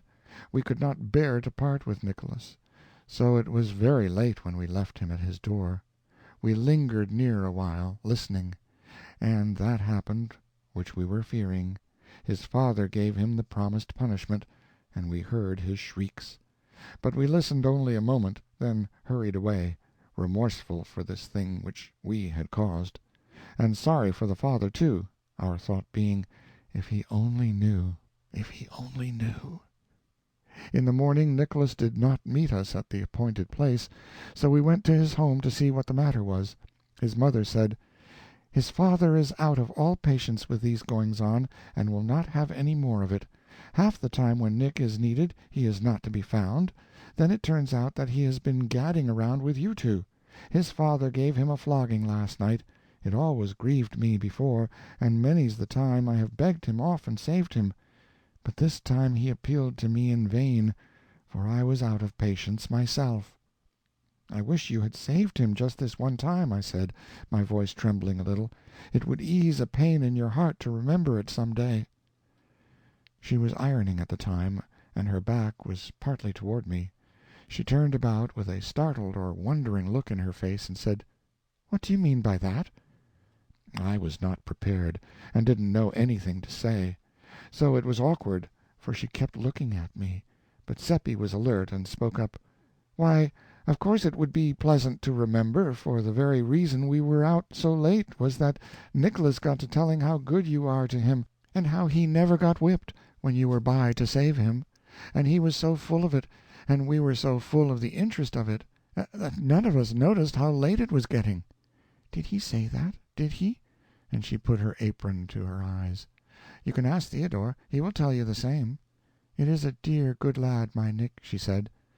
"I am sorry I let him get whipped. I will never do it again. To think, all the time I was sitting here last night, fretting and angry at him, he was loving me and praising me. Dear, dear, if we could only know! Then we shouldn't ever go wrong. But we are only poor dumb beasts groping around and making mistakes. I shan't ever think of last night without a pang." She was like all the rest. It seemed as if nobody could open a mouth, in these wretched days, without saying something that made us shiver. They were groping around, and did not know what true, sorrowfully true things they were saying by accident. Seppi asked if Nicholas might go out with us. "I'm sorry," she answered, "but he can't. To punish him further, his father doesn't allow him to go out of the house today." We had a great hope. I saw it in Seppi's eyes. We thought, "If he cannot leave the house, he cannot be drowned." Seppi asked, to make sure, "Must he stay in all day, or only the morning?" "All day. It's such a pity, too. It's a beautiful day, and he is so unused to being shut up. But he is busy planning his party, and maybe that is company for him. I do hope he isn't too lonesome."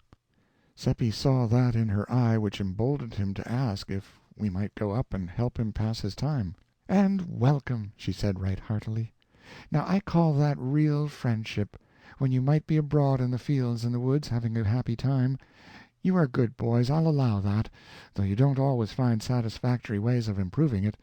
Take these cakes for yourselves, and give him this one from his mother." The first thing we noticed when we entered Nicholas's room was the time, 9:45. Could that be correct? Only such a few minutes to live? I felt a contraction at my heart. Nicholas jumped up and gave us a glad welcome. He was in good spirits over his plannings for his party, and had not been lonesome. "Sit down," he said, "and look at what I've been doing. And I've finished a kite that you will say is a beauty. It's drying in the kitchen. I'll fetch it."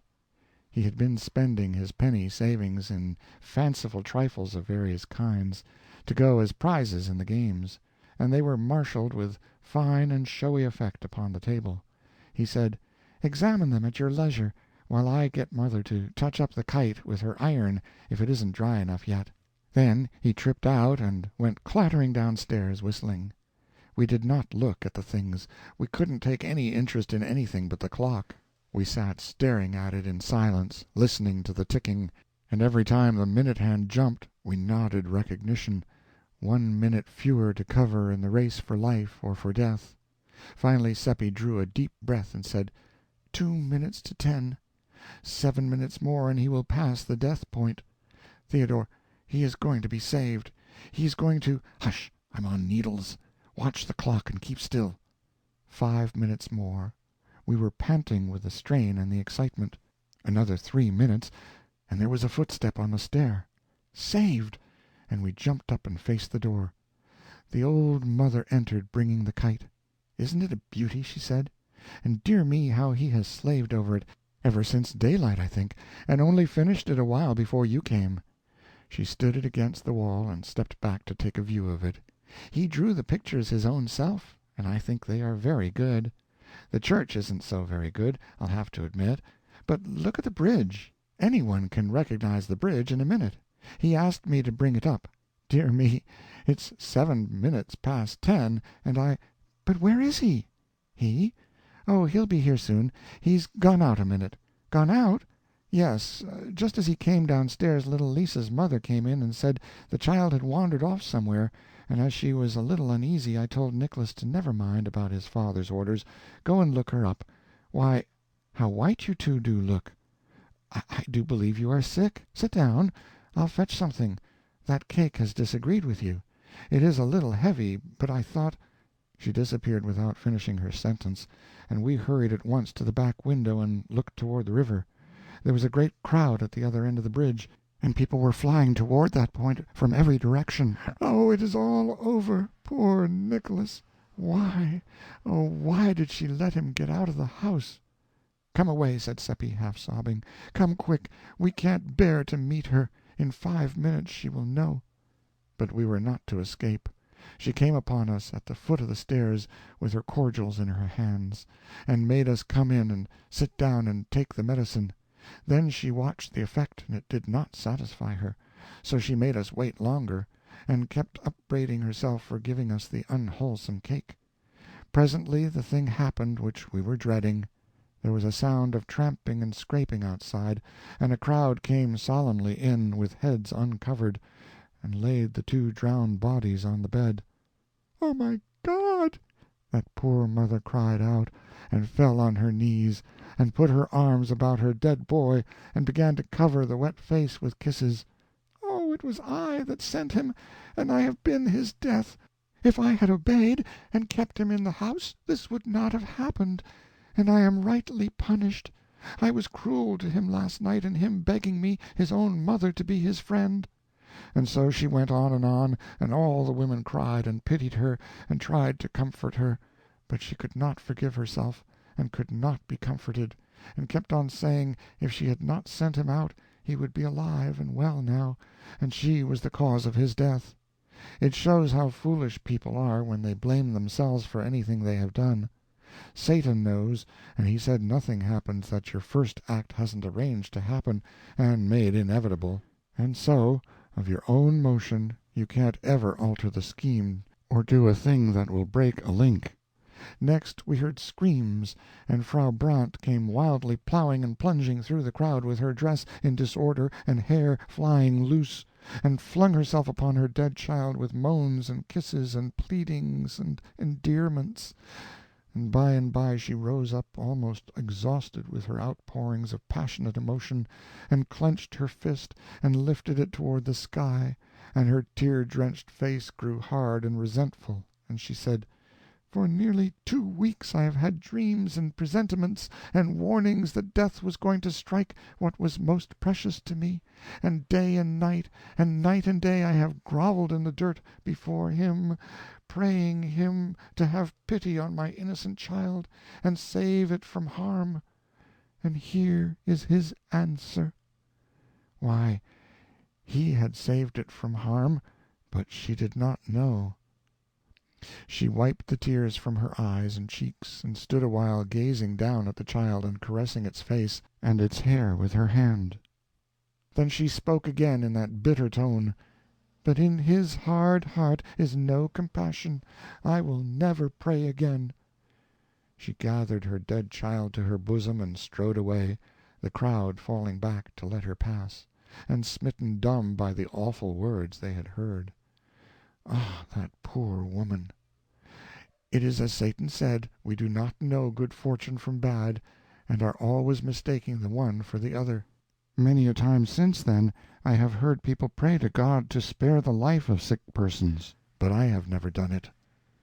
Both funerals took place at the same time in our little church next day. Everybody was there, including the party guests. Satan was there, too, which was proper, for it was on account of his efforts that the funerals had happened. Nicholas had departed this life without absolution, and a collection was taken up for masses to get him out of purgatory. Only 2/3 of the required money was gathered, and the parents were going to try to borrow the rest, but Satan furnished it. He told us privately that there was no purgatory, but he had contributed in order that Nicholas's parents and their friends might be saved from worry and distress. We thought it very good of him, but he said money did not cost him anything. At the graveyard the body of little Lisa was seized for debt by a carpenter to whom the mother owed 50 groschen for work done the year before. She had never been able to pay this, and was not able now. The carpenter took the corpse home and kept it 4 days in his cellar, the mother weeping and imploring about his house all the time. Then he buried it in his brother's cattle-yard, without religious ceremonies. It drove the mother wild with grief and shame, and she forsook her work and went daily about the town, cursing the carpenter and blaspheming the laws of the emperor and the church, and it was pitiful to see. Seppi asked Satan to interfere, but he said the carpenter and the rest were members of the human race, and were acting quite neatly for that species of animal. He would interfere if he found a horse acting in such a way, and we must inform him when we came across that kind of horse doing that kind of a human thing, so that he could stop it. We believed this was sarcasm, for of course there wasn't any such horse. But after a few days we found that we could not abide that poor woman's distress, so we begged Satan to examine her several possible careers, and see if he could not change her to her profit to a new one. He said the longest of her careers, as they now stood, gave her 42 years to live, and her shortest one 29, and that both were charged with grief and hunger and cold and pain. The only improvement he could make would be to enable her to skip a certain 3 minutes from now, and he asked us if he should do it. This was such a short time to decide in that we went to pieces with nervous excitement, and before we could pull ourselves together and ask for particulars he said the time would be up in a few more seconds. So then we gasped out, "Do it." "It is done," he said. "She was going around a corner. I have turned her back. It has changed her career." "Then what will happen, Satan?" "It is happening now. She is having words with Fisher, the weaver. In his anger Fisher will straightway do what he would not have done but for this accident. He was present when she stood over her child's body and uttered those blasphemies." "What will he do?" "He is doing it now, betraying her. In 3 days she will go to the stake." We could not speak. We were frozen with horror. For if we had not meddled with her career, she would have been spared this awful fate. Satan noticed these thoughts, and said, "What you are thinking is strictly human-like, that is to say, foolish. The woman is advantaged. Die when she might, she would go to heaven. By this prompt death she gets 29 years more of heaven than she is entitled to, and escapes 29 years of misery here." A moment before we were bitterly making up our minds that we would ask no more favors of Satan for friends of ours, for he did not seem to know any way to do a person a kindness but by killing him. But the whole aspect of the case was changed now, and we were glad of what we had done, and full of happiness in the thought of it. After a little I began to feel troubled about Fisher, and asked timidly, "Does this episode change Fisher's life scheme, Satan?" "Change it? Why, certainly, and radically. If he had not met Frau Brandt a while ago, he would die next year 34 years of age. Now he will live to be 90, and have a pretty prosperous and comfortable life of it, as human lives go. We felt a great joy and pride in what we had done for Fisher, and were expecting Satan to sympathize with this feeling, but he showed no sign, and this made us uneasy. We waited for him to speak, but he didn't. So, to assuage our solicitude, we had to ask him if there was any defect in Fisher's good luck. Satan considered the question a moment, then said, with some hesitation, "Well, the fact is, it is a delicate point. Under his several former possible life careers, he was going to heaven." We were aghast. "Oh, Satan, and under this one—" "There, don't be so distressed. You were sincerely trying to do him a kindness. Let that comfort you." "Oh, dear, dear, that cannot comfort us. You ought to have told us what we were doing, then we wouldn't have acted so." But it made no impression on him. He had never felt a pain or a sorrow, and did not know what they were, in any really informing way. He had no knowledge of them except theoretically, that is to say, intellectually, and of course that is no good. One can never get any but a loose and ignorant notion of such things except by experience. We tried our best to make him comprehend the awful thing that had been done, and how we were compromised by it, but he couldn't seem to get hold of it. He said he did not think it important where Fisher went to. In heaven he would not be missed. There were plenty there. We tried to make him see that he was missing the point entirely, that Fisher and not other people was the proper one to decide about the importance of it. But it all went for nothing. He said he did not care for Fisher.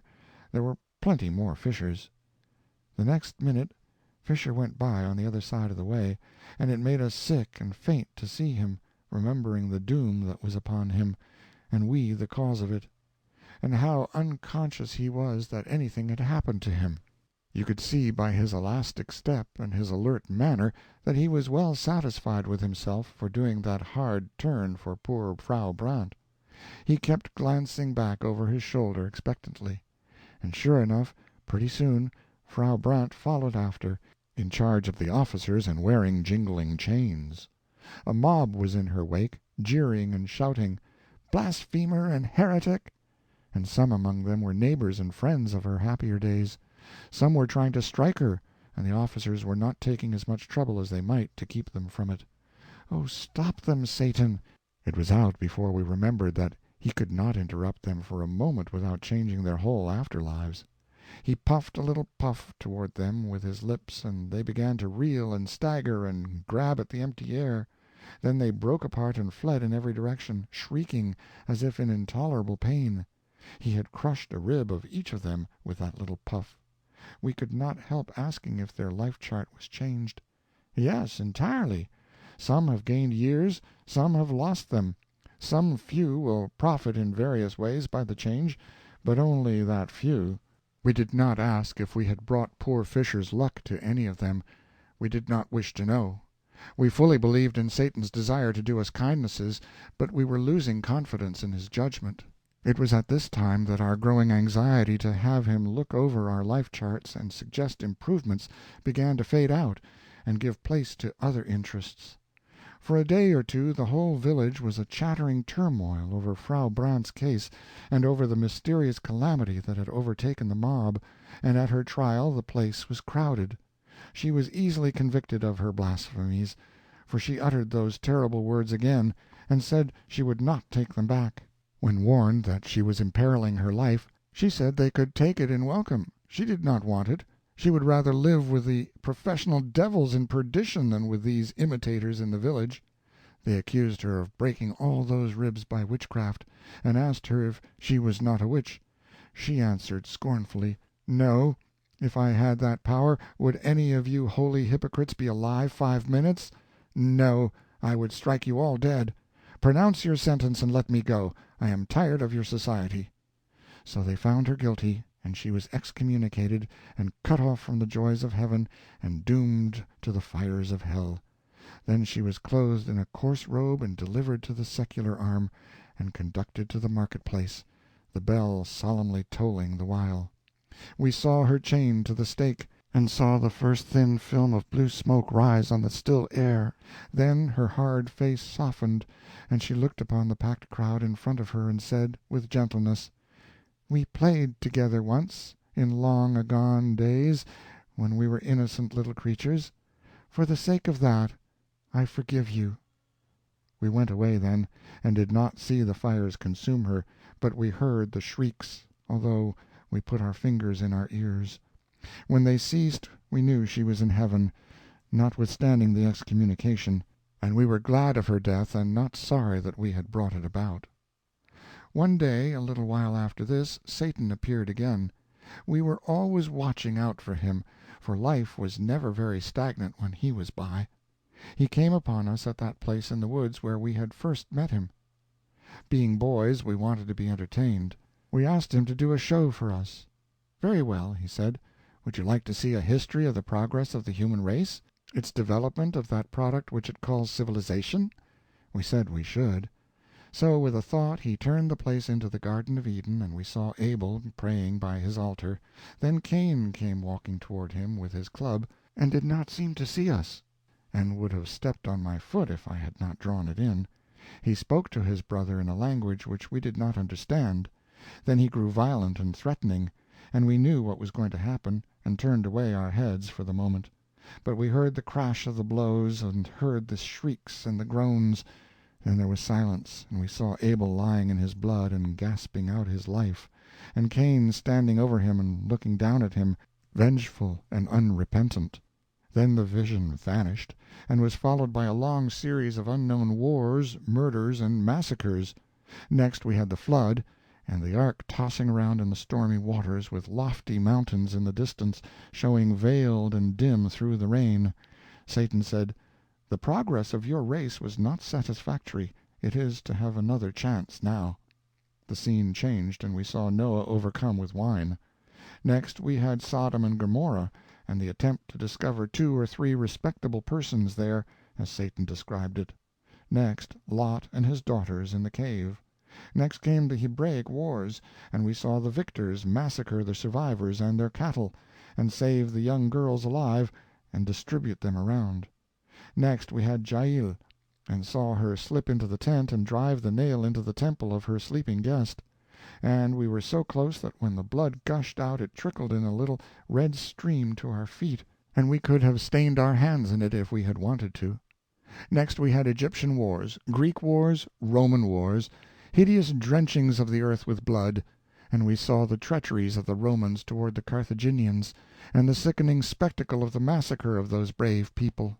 Also we saw Caesar invade Britain, not that those barbarians had done him any harm, but because he wanted their land, and desired to confer the blessings of civilization upon their widows and orphans, as Satan explained. Next, Christianity was born. Then ages of Europe passed in review before us, and we saw Christianity and civilization march hand in hand through those ages, leaving famine and death and desolation in their wake, and other signs of the progress of the human race, as Satan observed.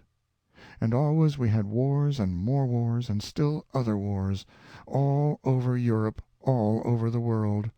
Sometimes in the private interest of royal families, Satan said, sometimes to crush a weak nation, but never a war started by the aggressor for any clean purpose. There is no such war in the history of the race. "Now," said Satan, "you have seen your progress down to the present, and you must confess that it is wonderful in its way. We must now exhibit the future." He showed us slaughters more terrible in their destruction of life, more devastating in their engines of war, than any we had seen.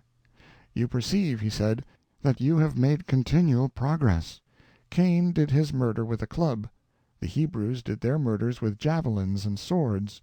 The Greeks and Romans added protective armor and the fine arts of military organization and generalship. The Christian has added guns and gunpowder. A few centuries from now he will have so greatly improved the deadly effectiveness of his weapons of slaughter that all men will confess that without Christian civilization war must have remained a poor and trifling thing to the end of time." Then he began to laugh in the most unfeeling way, and make fun of the human race. although he knew that what he had been saying shamed us and wounded us. No one but an angel could have acted so, but suffering is nothing to them. They do not know what it is, except by hearsay. More than once Seppi and I had tried in a humble and diffident way to convert him, and as he had remained silent, we had taken his silence as a sort of encouragement. Necessarily, then, this talk of his was a disappointment to us, for it showed that we had made no deep impression upon him. The thought made us sad, and we knew then how the missionary must feel when he has been cherishing a glad hope and has seen it blighted. We kept our grief to ourselves, knowing that this was not the time to continue our work. Satan laughed his unkind laugh to a finish. Then he said, "It is a remarkable progress. In 5,000 or 6,000 years 5 or 6 high civilizations have risen, flourished, commanded the wonder of the world, then faded out and disappeared, and not one of them except the latest ever invented any sweeping and adequate way to kill people. They all did their best, to kill being the chiefest ambition of the human race and the earliest incident in its history, but only the Christian civilization has scored a triumph to be proud of. 2 or 3 centuries from now it will be recognized that all the competent killers are Christians. Then the pagan world will go to school to the Christian, not to acquire his religion, but his guns. The Turk and the Chinaman will buy those to kill missionaries and converts with." By this time his theater was at work again, and before our eyes nation after nation drifted by, during 2 or 3 centuries, a mighty procession, an endless procession, raging, struggling, wallowing through seas of blood, smothered in battle smoke through which the flags glinted and the red jets from the cannon darted, and always we heard the thunder of the guns and the cries of the dying. "And what does it amount to?" said Satan with his evil chuckle. "Nothing at all. You gain nothing. You always come out where you went in. For 1,000,000 years the race has gone on monotonously propagating itself and monotonously reperforming this dull nonsense. To what end? No wisdom can guess. Who gets a profit out of it?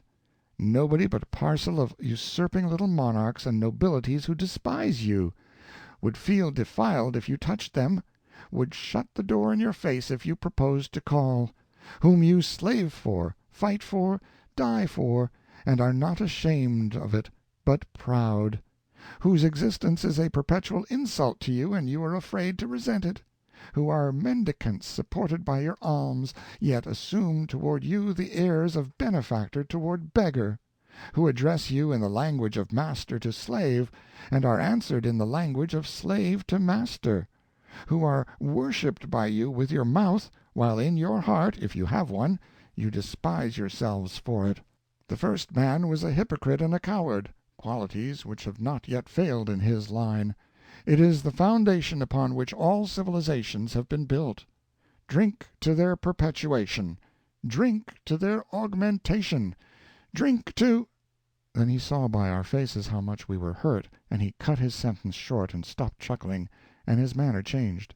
He said gently, "No, we will drink one another's health, and let civilization go. The wine which has flown to our hands out of space by desire is earthly, and good enough for that other toast.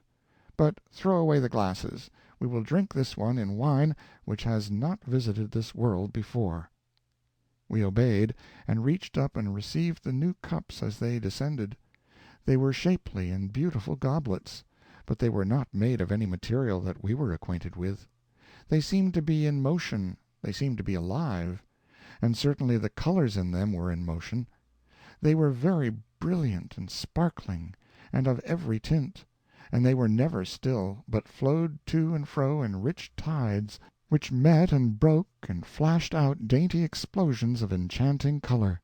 I think it was most like opals washing about in waves and flashing out their splendid fires. But there is nothing to compare the wine with. We drank it, and felt a strange and witching ecstasy as of heaven go stealing through us, and Seppi's eyes filled, and he said worshipingly, "We shall be there some day, and then—" He glanced furtively at Satan, and I think he hoped Satan would say, "Yes, you will be there some day," but Satan seemed to be thinking about something else, and said nothing. This made me feel ghastly, for I knew he had heard. Nothing, spoken or unspoken, ever escaped him. Poor Seppi looked distressed, and did not finish his remark. The goblets rose and clove their way into the sky, a triplet of radiant sun-dogs, and disappeared. Why didn't they stay? It seemed a bad sign, and depressed me. Should I ever see mine again? Would Seppi ever see his? End of chapter 8.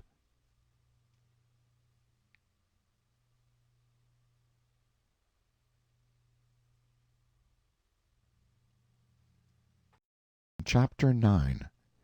It was wonderful, the mastery Satan had over time and distance. For him they did not exist. He called them human inventions, and said they were artificialities. We often went to the most distant parts of the globe with him, and stayed weeks and months, and yet were gone only a fraction of a second as a rule. You could prove it by the clock.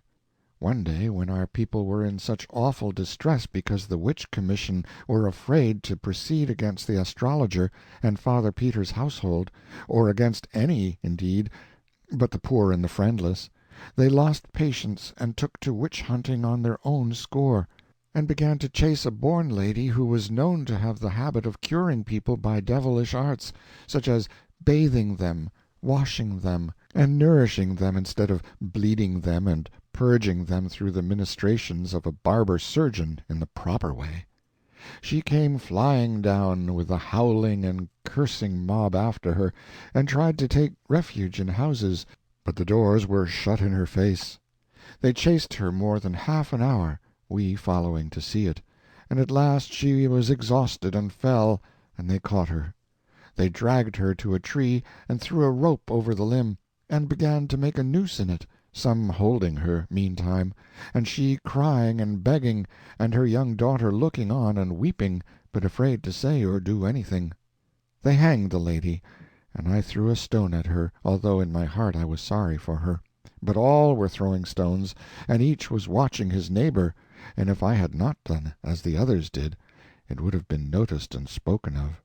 Satan burst out laughing. All that were near by turned upon him, astonished and not pleased.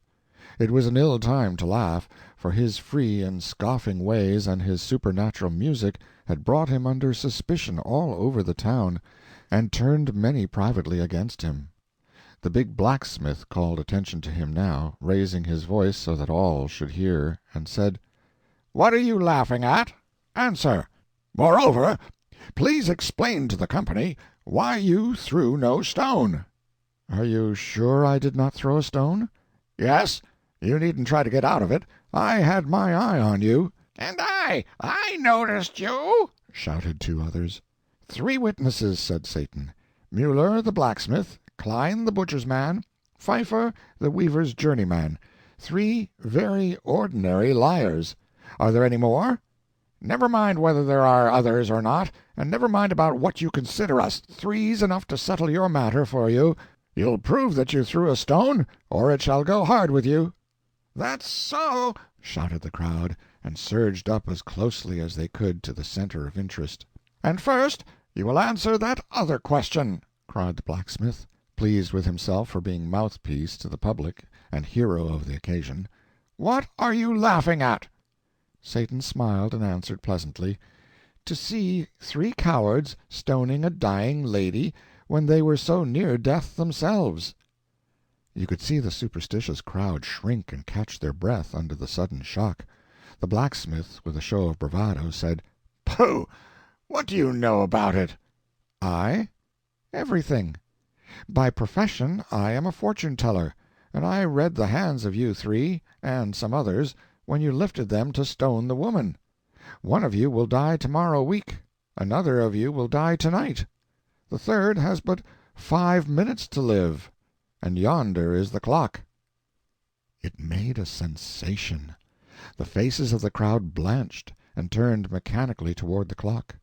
The butcher and the weaver seemed smitten with an illness, but the blacksmith braced up and said, with spirit, "It is not long to wait for prediction number 1.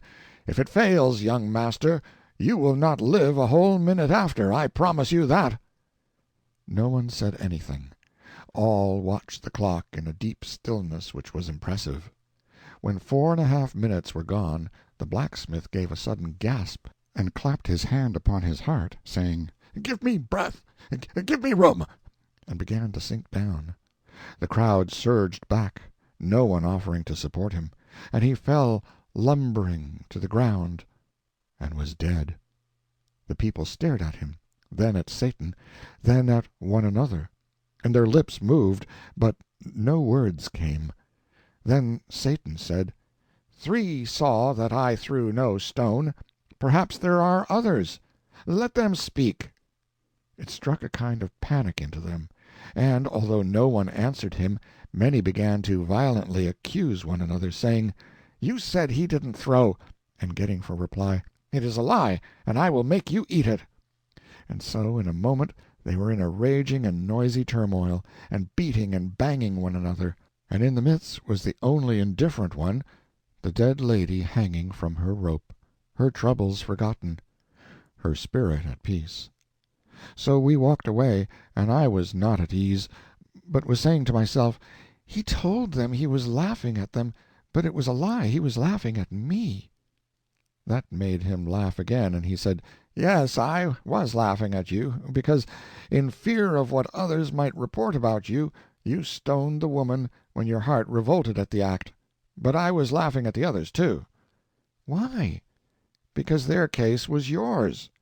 "How is that?" "Well, there were 68 people there, and 62 of them had no more desire to throw a stone than you had." "Satan!" "Oh, it's true. I know your race. It is made up of sheep. It is governed by minorities, seldom or never by majorities. It suppresses its feelings and its beliefs, and follows the handful that makes the most noise. Sometimes the noisy handful is right, sometimes wrong. But no matter, the crowd follows it. The vast majority of the race, whether savage or civilized, are secretly kind-hearted and shrink from inflicting pain, but in the presence of the aggressive and pitiless minority they don't dare to assert themselves. Think of it. One kind-hearted creature spies upon another, and sees to it that he loyally helps in iniquities which revolt both of them. Speaking as an expert, I know that 99 out of 100 of your race were strongly against the killing of witches when that foolishness was first agitated by a handful of pious lunatics in the long ago. And I know that even today, after ages of transmitted prejudice and silly teaching, only 1 person in 20 puts any real heart into the harrying of a witch. And yet apparently everybody hates witches and wants them killed. Some day a handful will rise up on the other side and make the most noise. Perhaps even a single daring man with a big voice and a determined front will do it. And in a week all the sheep will wheel and follow him, and witch-hunting will come to a sudden end. Monarchies, aristocracies, and religions are all based upon that large defect in your race, the individual's distrust of his neighbor, and his desire, for safety's or comfort's sake, to stand well in his neighbor's eye. These institutions will always remain, and always flourish, and always oppress you, affront you, and degrade you, because you will always be and remain slaves of minorities. There was never a country where the majority of the people were in their secret hearts loyal to any of these institutions. I did not like to hear our race called sheep, and said I did not think they were. "Still it is true, lamb," said Satan. "Look at you in war. What mutton you are, and how ridiculous!"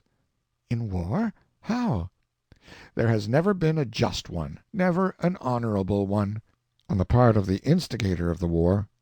I can see 1,000,000 years ahead, and this rule will never change in so many as half a dozen instances. The loud little handful, as usual, will shout for the war. The pulpit will, warily and cautiously, object, at first. The great, big, dull bulk of the nation will rub its sleepy eyes and try to make out why there should be a war, and will say, earnestly and indignantly, it is unjust and dishonorable, and there is no necessity for it. Then the handful will shout louder. A few fair men on the other side will argue and reason against the war with speech and pen, and at first will have a hearing and be applauded. But it will not last long.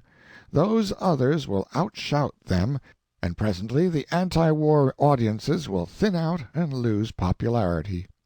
Before long you will see this curious thing: the speakers stoned from the platform, and free speech strangled by hordes of furious men who in their secret hearts are still at one with those stoned speakers, as earlier, but do not dare to say so.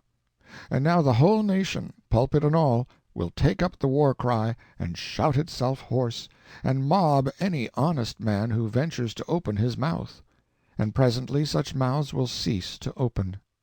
Next the statesmen will invent cheap lies, putting the blame upon the nation that is attacked, and every man will be glad of those conscience-soothing falsities, and will diligently study them, and refuse to examine any refutations of them, and thus he will by and by convince himself that the war is just, and will thank God for the better sleep he enjoys after this process of grotesque self-deception. End of chapter 9.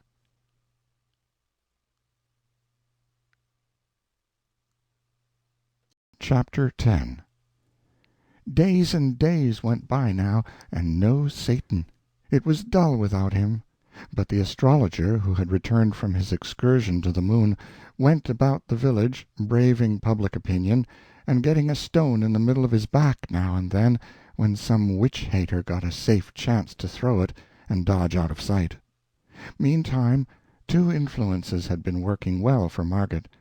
That Satan, who was quite indifferent to her, had stopped going to her house after a visit or two, had hurt her pride, and she had set herself the task of banishing him from her heart.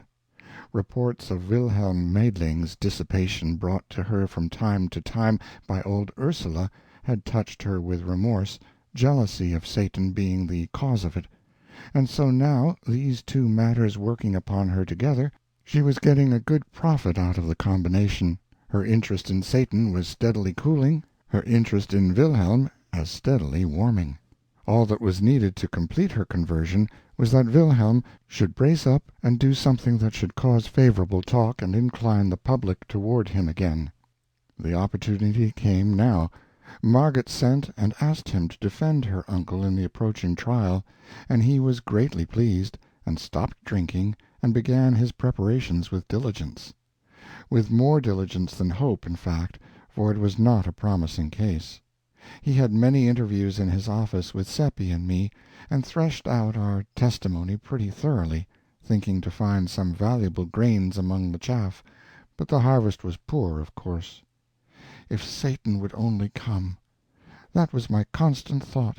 He could invent some way to win the case, for he had said it would be won, so he necessarily knew how it could be done. But the days dragged on, and still he did not come. Of course I did not doubt that it would win, and that Father Peter would be happy for the rest of his life, since Satan had said so. Yet I knew I should be much more comfortable if he would come and tell us how to manage it. It was getting high time for Father Peter to have a saving change toward happiness, for by general report he was worn out with his imprisonment and the ignominy that was burdening him, and was like to die of his miseries unless he got relief soon. At last the trial came on, and the people gathered from all around to witness it. Among them many strangers from considerable distances. Yes, everybody was there, except the accused. He was too feeble in body for the strain. But Margaret was present, and keeping up her hope and her spirit the best she could. The money was present, too. It was emptied on the table, and was handled and caressed and examined by such as were privileged. The astrologer was put in the witness-box. He had on his best hat and robe for the occasion. Question. You claim that this money is yours? Answer. I do. Q. How did you come by it? A. I found the bag in the road when I was returning from a journey. Q. When? A. More than 2 years ago. Q. What did you do with it? A. I brought it home, and hid it in a secret place in my observatory, intending to find the owner if I could. Q. You endeavored to find him? A. I made diligent inquiry during several months, but nothing came of it. Q. And then? A. I thought it not worth while to look further, and was minded to use the money in finishing the wing of the foundling asylum connected with the priory and nunnery. So I took it out of its hiding place and counted it to see if any of it was missing. And then— Q. Why do you stop? Proceed. A. I am sorry to have to say this, but just as I had finished and was restoring the bag to its place, I looked up, and there stood Father Peter behind me. Several murmured, That looks bad, but others answered, Ah, but he is such a liar. Q. That made you uneasy? A. No, I thought nothing of it at the time, for Father Peter often came to me unannounced to ask for a little help in his need. Margaret blushed crimson at hearing her uncle falsely and impudently charged with begging, especially from one he had always denounced as a fraud, and was going to speak, but remembered herself in time and held her peace. Q. Proceed. A. In the end I was afraid to contribute the money to the foundling asylum, but elected to wait yet another year and continue my inquiries. When I heard of Father Peter's find I was glad, and no suspicions entered my mind. When I came home a day or two later and discovered that my own money was gone, I still did not suspect until 3 circumstances connected with Father Peter's good fortune struck me as being singular coincidences. Q. Pray name them. A. Father Peter had found his money in a path. I had found mine in a road. Father Peter's find consisted exclusively of gold ducats, mine also. Father Peter found 1,107 ducats, I exactly the same. This closed his evidence, and certainly it made a strong impression on the house. One could see that. Wilhelm Meidling asked him some questions, then called us boys, and we told our tale. It made the people laugh, and we were ashamed. We were feeling pretty badly, anyhow, because Wilhelm was hopeless, and showed it. He was doing as well as he could, poor young fellow, but nothing was in his favor, and such sympathy as there was now plainly not with his client. It might be difficult for court and people to believe the astrologer's story, considering his character, but it was almost impossible to believe Father Peter's. We were already feeling badly enough, but when the astrologer's lawyer said he believed he would not ask us any questions, for our story was a little delicate and it would be cruel for him to put any strain upon it, everybody tittered, and it was almost more than we could bear. Then he made a sarcastic little speech, and got so much fun out of our tale, and it seemed so ridiculous and childish and every way impossible and foolish, that it made everybody laugh till the tears came, and at last Margaret could not keep up her courage any longer, but broke down and cried, and I was so sorry for her. Now I noticed something that braced me up. It was Satan standing alongside of Wilhelm, and there was such a contrast. Satan looked so confident, had such a spirit in his eyes and face, and Wilhelm looked so depressed and despondent. We two were comfortable now, and judged that he would testify and persuade the bench and the people that black was white and white black, or any other color he wanted it. We glanced around to see what the strangers in the house thought of him, for he was beautiful, you know, stunning, in fact.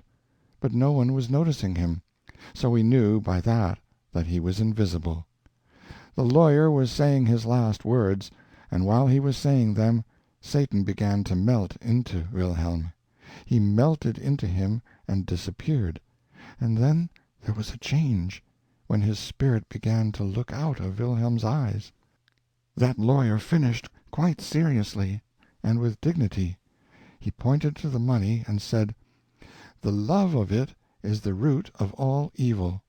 There it lies, the ancient tempter, newly red with the shame of its latest victory, the dishonor of a priest of God and his 2 poor juvenile helpers in crime. If it could but speak, let us hope that it would be constrained to confess that of all its conquests this was the basest and the most pathetic. He sat down. Wilhelm rose and said, "From the testimony of the accuser I gather that he found this money in a road more than 2 years ago. Correct me, sir, if I misunderstood you." The astrologer said his understanding of it was correct. "And the money so found was never out of his hands thenceforth up to a certain definite date, the last day of last year. Correct me, sir, if I am wrong." The astrologer nodded his head. Wilhelm turned to the bench and said, "If I prove that this money here was not that money, then it is not his?" "Certainly not. But this is irregular. If you had such a witness it was your duty to give proper notice of it and have him here to—" He broke off and began to consult with the other judges. Meantime that other lawyer got up excited and began to protest against allowing new witnesses to be brought into the case at this late stage. The judges decided that his contention was just and must be allowed. "But this is not a new witness," said Wilhelm. "It has already been partly examined. I speak of the coin." "The coin? What can the coin say?" "It can say it is not the coin that the astrologer once possessed. It can say it was not in existence last December. By its date it can say this." And it was so.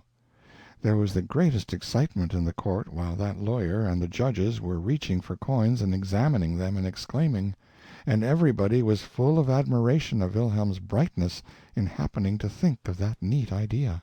At last order was called, and the court said, "All of the coins but 4 are of the date of the present year. The court tenders its sincere sympathy to the accused, and its deep regret that he, an innocent man, through an unfortunate mistake, has suffered the undeserved humiliation of imprisonment and trial. The case is dismissed." So the money could speak after all, though that lawyer thought it couldn't. The court rose, and almost everybody came forward to shake hands with Margaret and congratulate her, and then to shake with Wilhelm and praise him. And Satan had stepped out of Wilhelm and was standing around looking on, full of interest, and people walking through him every which way, not knowing he was there. And Wilhelm could not explain why he only thought of the date on the coins at the last moment, instead of earlier. He said it just occurred to him all of a sudden, like an inspiration, and he brought it right out without any hesitation, for, although he didn't examine the coins, he seemed somehow to know it was true. That was honest of him, and like him. Another would have pretended he had thought of it earlier and was keeping it back for a surprise. He had dulled down a little now, not much, but still you could notice that he hadn't that luminous look in his eyes that he had while Satan was in him. He nearly got it back, though, for a moment, when Margaret came and praised him and thanked him and couldn't keep him from seeing how proud she was of him. The astrologer went off dissatisfied and cursing, and Solomon Isaacs gathered up the money and carried it away. It was Father Peter's for good and all now. Satan was gone. I judged that he had spirited himself away to the jail to tell the prisoner the news, and in this I was right. Margaret and the rest of us hurried thither at our best speed, in a great state of rejoicing. Well, what Satan had done was this. He had appeared before that poor prisoner, exclaiming, "The trial is over, and you stand forever disgraced as a thief, by verdict of the court." The shock unseated the old man's reason. When we arrived 10 minutes later, he was parading pompously up and down and delivering commands to this and that and the other constable or jailer, and calling them Grand Chamberlain, and Prince this and Prince that, and Admiral of the Fleet, Field Marshal in command, and all such fustian, and was as happy as a bird. He thought he was emperor. Margaret flung herself on his breast and cried, and indeed everybody was moved almost to heartbreak. He recognized Margaret, but could not understand why she should cry. He patted her on the shoulder and said, "Don't do it, dear. Remember there are witnesses, and it is not becoming in the Crown Princess. Tell me your trouble. It shall be mended. There is nothing the Emperor cannot do." Then he looked around and saw old Ursula with her apron to her eyes. He was puzzled at that, and said, "And what is the matter with you?" Through her sobs she got out words explaining that she was distressed to see him so. He reflected over that a moment, then muttered as if to himself, "A singular old thing, the Dowager Duchess, means well, but is always snuffling and never able to tell what it is about. It is because she doesn't know." His eye fell on Wilhelm. "Prince of India," he said, "I divine that it is you that the Crown Princess is concerned about. Her tears shall be dried. I will no longer stand between you. She shall share your throne, and between you you shall inherit mine. There, little lady, have I done well? You can smile now, isn't it so?" He petted Margaret and kissed her, and was so contented with himself and with everybody that he could not do enough for us all, but began to give away kingdoms and such things right and left, and the least that any of us got was a principality. And so, at last, being persuaded to go home, he marched in imposing state, and when the crowds along the way saw how it gratified him to be hurrahed at, they humored him to the top of his desire, and he responded with condescending bows and gracious smiles, and often stretched out a hand and said, "Bless you, my people," as pitiful a sight as ever I saw, and Margaret and old Ursula crying all the way. On my road home I came upon Satan, and reproached him with deceiving me with that lie. He was not embarrassed, but said, quite simply and composedly, "Ah, you mistake. It was the truth. I said he would be happy the rest of his days, and he will, for he will always think he is the emperor, and his pride in it and his joy in it will endure to the end. He is now, and will remain, the one utterly happy person in this empire." "But the method of it, Satan, the method! Couldn't you have done it without depriving him of his reason?" It was difficult to irritate Satan, but that accomplished it. "What an ass you are!" he said. "Are you so unobservant as not to have found out that sanity and happiness are an impossible combination? No sane man can be happy, for to him life is real, and he sees what a fearful thing it is. Only the mad can be happy, and not many of those. The few that imagine themselves kings or gods are happy, the rest are no happier than the sane. Of course, no man is entirely in his right mind at any time, but I have been referring to the extreme cases. I have taken from this man that trumpery thing which the race regards as a mind. I have replaced his tin life with a silver gilt fiction. You see the result, and you criticize. I said I would make him permanently happy, and I have done it. I have made him happy by the only means possible to his race, and you are not satisfied."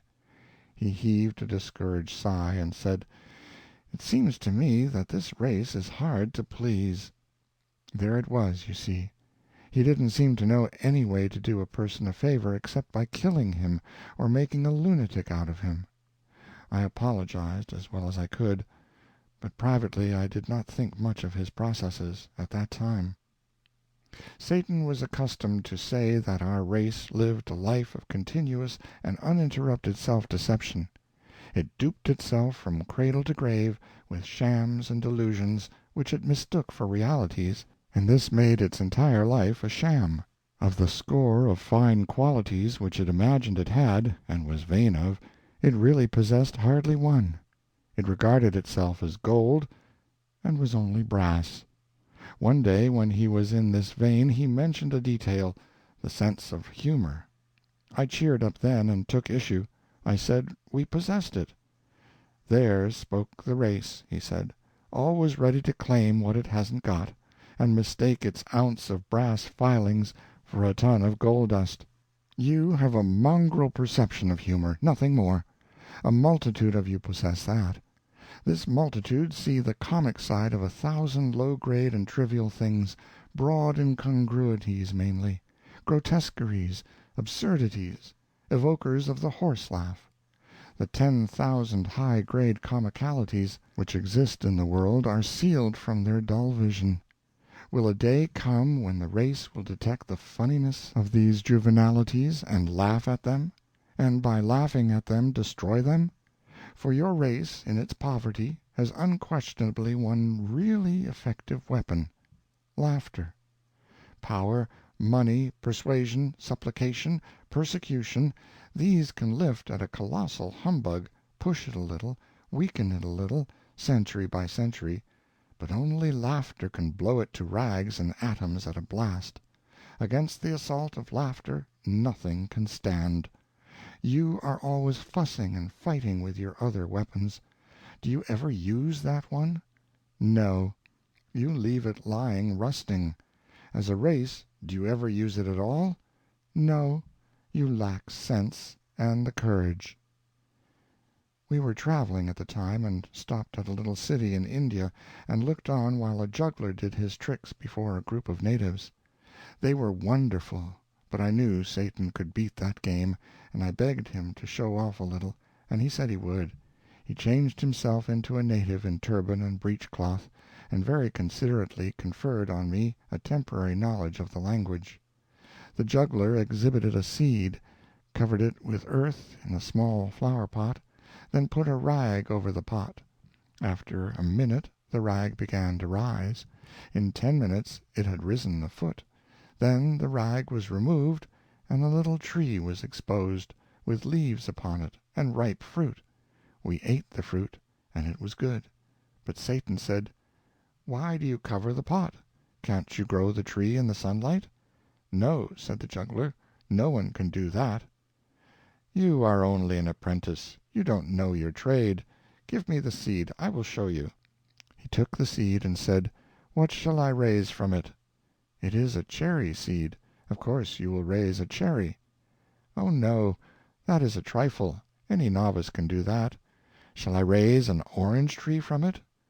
"Oh, yes," and the juggler laughed. "And shall I make it bear other fruits as well as oranges?" "If God wills," and they all laughed.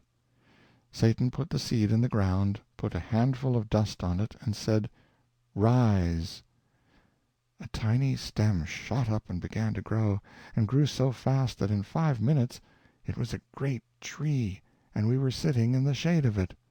There was a murmur of wonder, then all looked up and saw a strange and pretty sight, for the branches were heavy with fruits of many kinds and colors: oranges, grapes, bananas, peaches, cherries, apricots, and so on. Baskets were brought, and the unlading of the tree began, and the people crowded around Satan and kissed his hand and praised him, calling him the prince of jugglers. The news went about the town, and everybody came running to see the wonder, and they remembered to bring baskets too. But the tree was equal to the occasion. It put out new fruits as fast as any were removed. Baskets were filled by the score and by the hundred, but always the supply remained undiminished. At last a foreigner in white linen and sun helmet arrived, and exclaimed angrily, "Away from here! Clear out, you dogs! The tree is on my lands, and is my property." The natives put down their baskets and made humble obeisance. Satan made humble obeisance too, with his fingers to his forehead, in the native way, and said, "Please let them have their pleasure for an hour, sir, only that, and no longer. Afterward you may forbid them, and you will still have more fruit than you and the state together can consume in a year."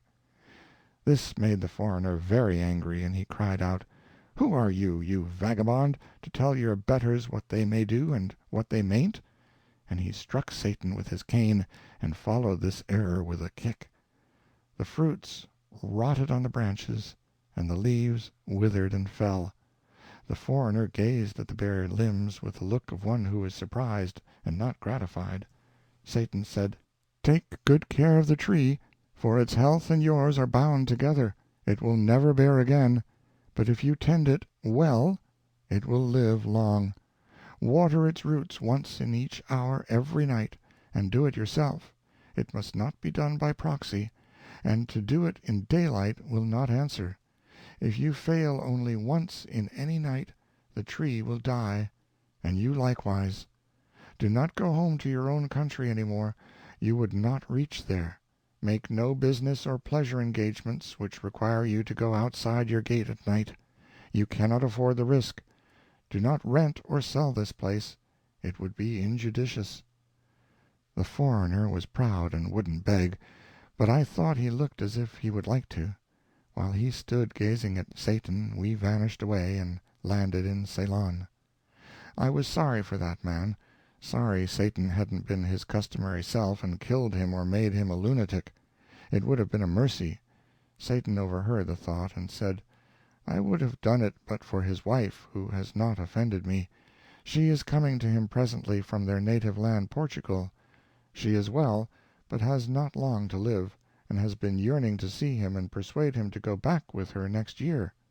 She will die without knowing he can't leave that place. He won't tell her? He? He will not trust that secret with anyone. He will reflect that it could be revealed in sleep, in the hearing of some Portuguese guest's servant, some time or other." "Did none of those natives understand what you said to him?" "None of them understood, but he will always be afraid that some of them did. That fear will be torture to him, for he has been a harsh master to them. In his dreams he will imagine them chopping his tree down. That will make his days uncomfortable. I have already arranged for his nights." It grieved me, though not sharply, to see him take such a malicious satisfaction in his plans for this foreigner. "Does he believe what you told him, Satan?" "He thought he didn't, but our vanishing helped. The tree where there had been no tree before, that helped. The insane and uncanny variety of fruits, the sudden withering, all these things are helps. Let him think as he may, reason as he may, one thing is certain: he will water the tree. But between this and night he will begin his changed career with a very natural precaution for him." "What is that?" "He will fetch a priest to cast out the tree's devil. You are such a humorous race, and don't suspect it." "Will he tell the priest?" "No. He will say a juggler from Bombay created it, and that he wants the juggler's devil driven out of it, so that it will thrive and be fruitful again. The priest's incantations will fail. Then the Portuguese will give up that scheme, and get his watering pot ready." "But the priest will burn the tree. I know it. He will not allow it to remain." "Yes, and anywhere in Europe he would burn the man, too. But in India the people are civilized, and these things will not happen. The man will drive the priest away and take care of the tree." I reflected a little, then said, "Satan, you have given him a hard life, I think." "Comparatively. It must not be mistaken for a holiday." We flitted from place to place around the world as we had done before, Satan showing me 100 wonders, most of them reflecting in some way the weakness and triviality of our race. He did this now every few days, not out of malice, I am sure of that. It only seemed to amuse and interest him, just as a naturalist might be amused and interested by a collection of ants. End of chapter 10.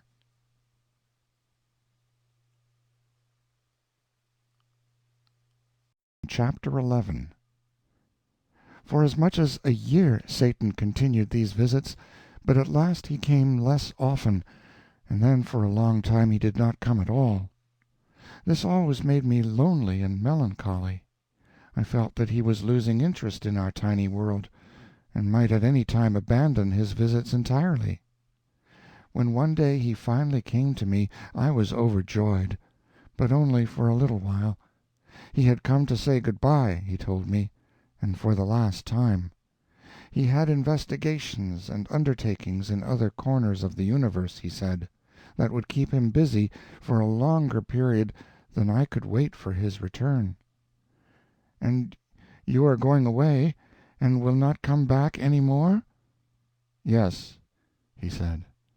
"We have comraded long together, and it has been pleasant for both. But I must go now, and we shall not see each other any more." "In this life, Satan, but in another? We shall meet in another, surely." Then, all tranquilly and soberly, he made the strange answer, "There is no other." A subtle influence blew upon my spirit from his, bringing with it a vague, dim, but blessed and hopeful feeling that the incredible words might be true, even must be true. "Have you never suspected this, Theodore?" "No. How could I? But if it can only be true. It is true. A gust of thankfulness rose in my breast, but a doubt checked it before it could issue in words, and I said, But we have seen that future life, seen it in its actuality, and so— It was a vision. It had no existence. I could hardly breathe for the great hope that was struggling in me. A vision? Life itself is only a vision, a dream. It was electrical. By God, I had had that very thought 1,000 times in my musings. Nothing exists. All is a dream. God, man, the world, the sun, the moon, the wilderness of stars, a dream, all a dream. They have no existence. Nothing exists save empty space and you. I. And you are not you. You have no body, no blood, no bones. You are but a thought. I myself have no existence. I am but a dream, your dream, creature of your imagination. In a moment you will have realized this. Then you will banish me from your visions, and I shall dissolve into the nothingness out of which you made me. I am perishing already. I am failing. I am passing away. In a little while you will be alone in shoreless space, to wander its limitless solitudes without friend or comrade forever. For you will remain a thought, the only existent thought, and by your nature inextinguishable, indestructible. But I, your poor servant, have revealed you to yourself and set you free. Dream other dreams, and better. Strange that you should not have suspected years ago, centuries, ages, eons ago. For you have existed, companionless, through all the eternities. Strange, indeed, that you should not have suspected that your universe and its contents were only dreams, visions, fiction. Strange, because they are so frankly and hysterically insane, like all dreams. A God who could make good children as easily as bad, yet preferred to make bad ones, who could have made every one of them happy, yet never made a single happy one, who made them prize their bitter life, yet stingily cut it short, who gave his angels eternal happiness unearned, yet required his other children to earn it, who gave his angels painless lives, yet cursed his other children with biting miseries and maladies of mind and body, who mouths justice and invented hell, mouths mercy and invented hell, mouths golden rules and forgiveness multiplied by 70 times 7, and invented hell, who mouths morals to other people and has none himself, who frowns upon crimes, yet commits them all, who created man without invitation, then tries to shuffle the responsibility for man's acts upon man, instead of honorably placing it where it belongs, upon himself, and finally, with altogether divine obtuseness, invites this poor abused slave to worship him. You perceive now that these things are all impossible except in a dream. You perceive that they are pure and puerile insanities, the silly creations of an imagination that is not conscious of its freaks. In a word, that they are a dream, and you the maker of it. The dream marks are all present. You should have recognized them earlier. It is true, that which I have revealed to you. There is no God, no universe, no human race, no earthly life, no heaven, no hell. It is all a dream, a grotesque and foolish dream. Nothing exists but you, and you are but a thought, a vagrant thought, a useless thought, a homeless thought, wandering forlorn among the empty eternities. he vanished and left me appalled, for I knew and realized that all he had said was true. End of chapter 11, and end of The Mysterious Stranger by Mark Twain. Read by John Greenman.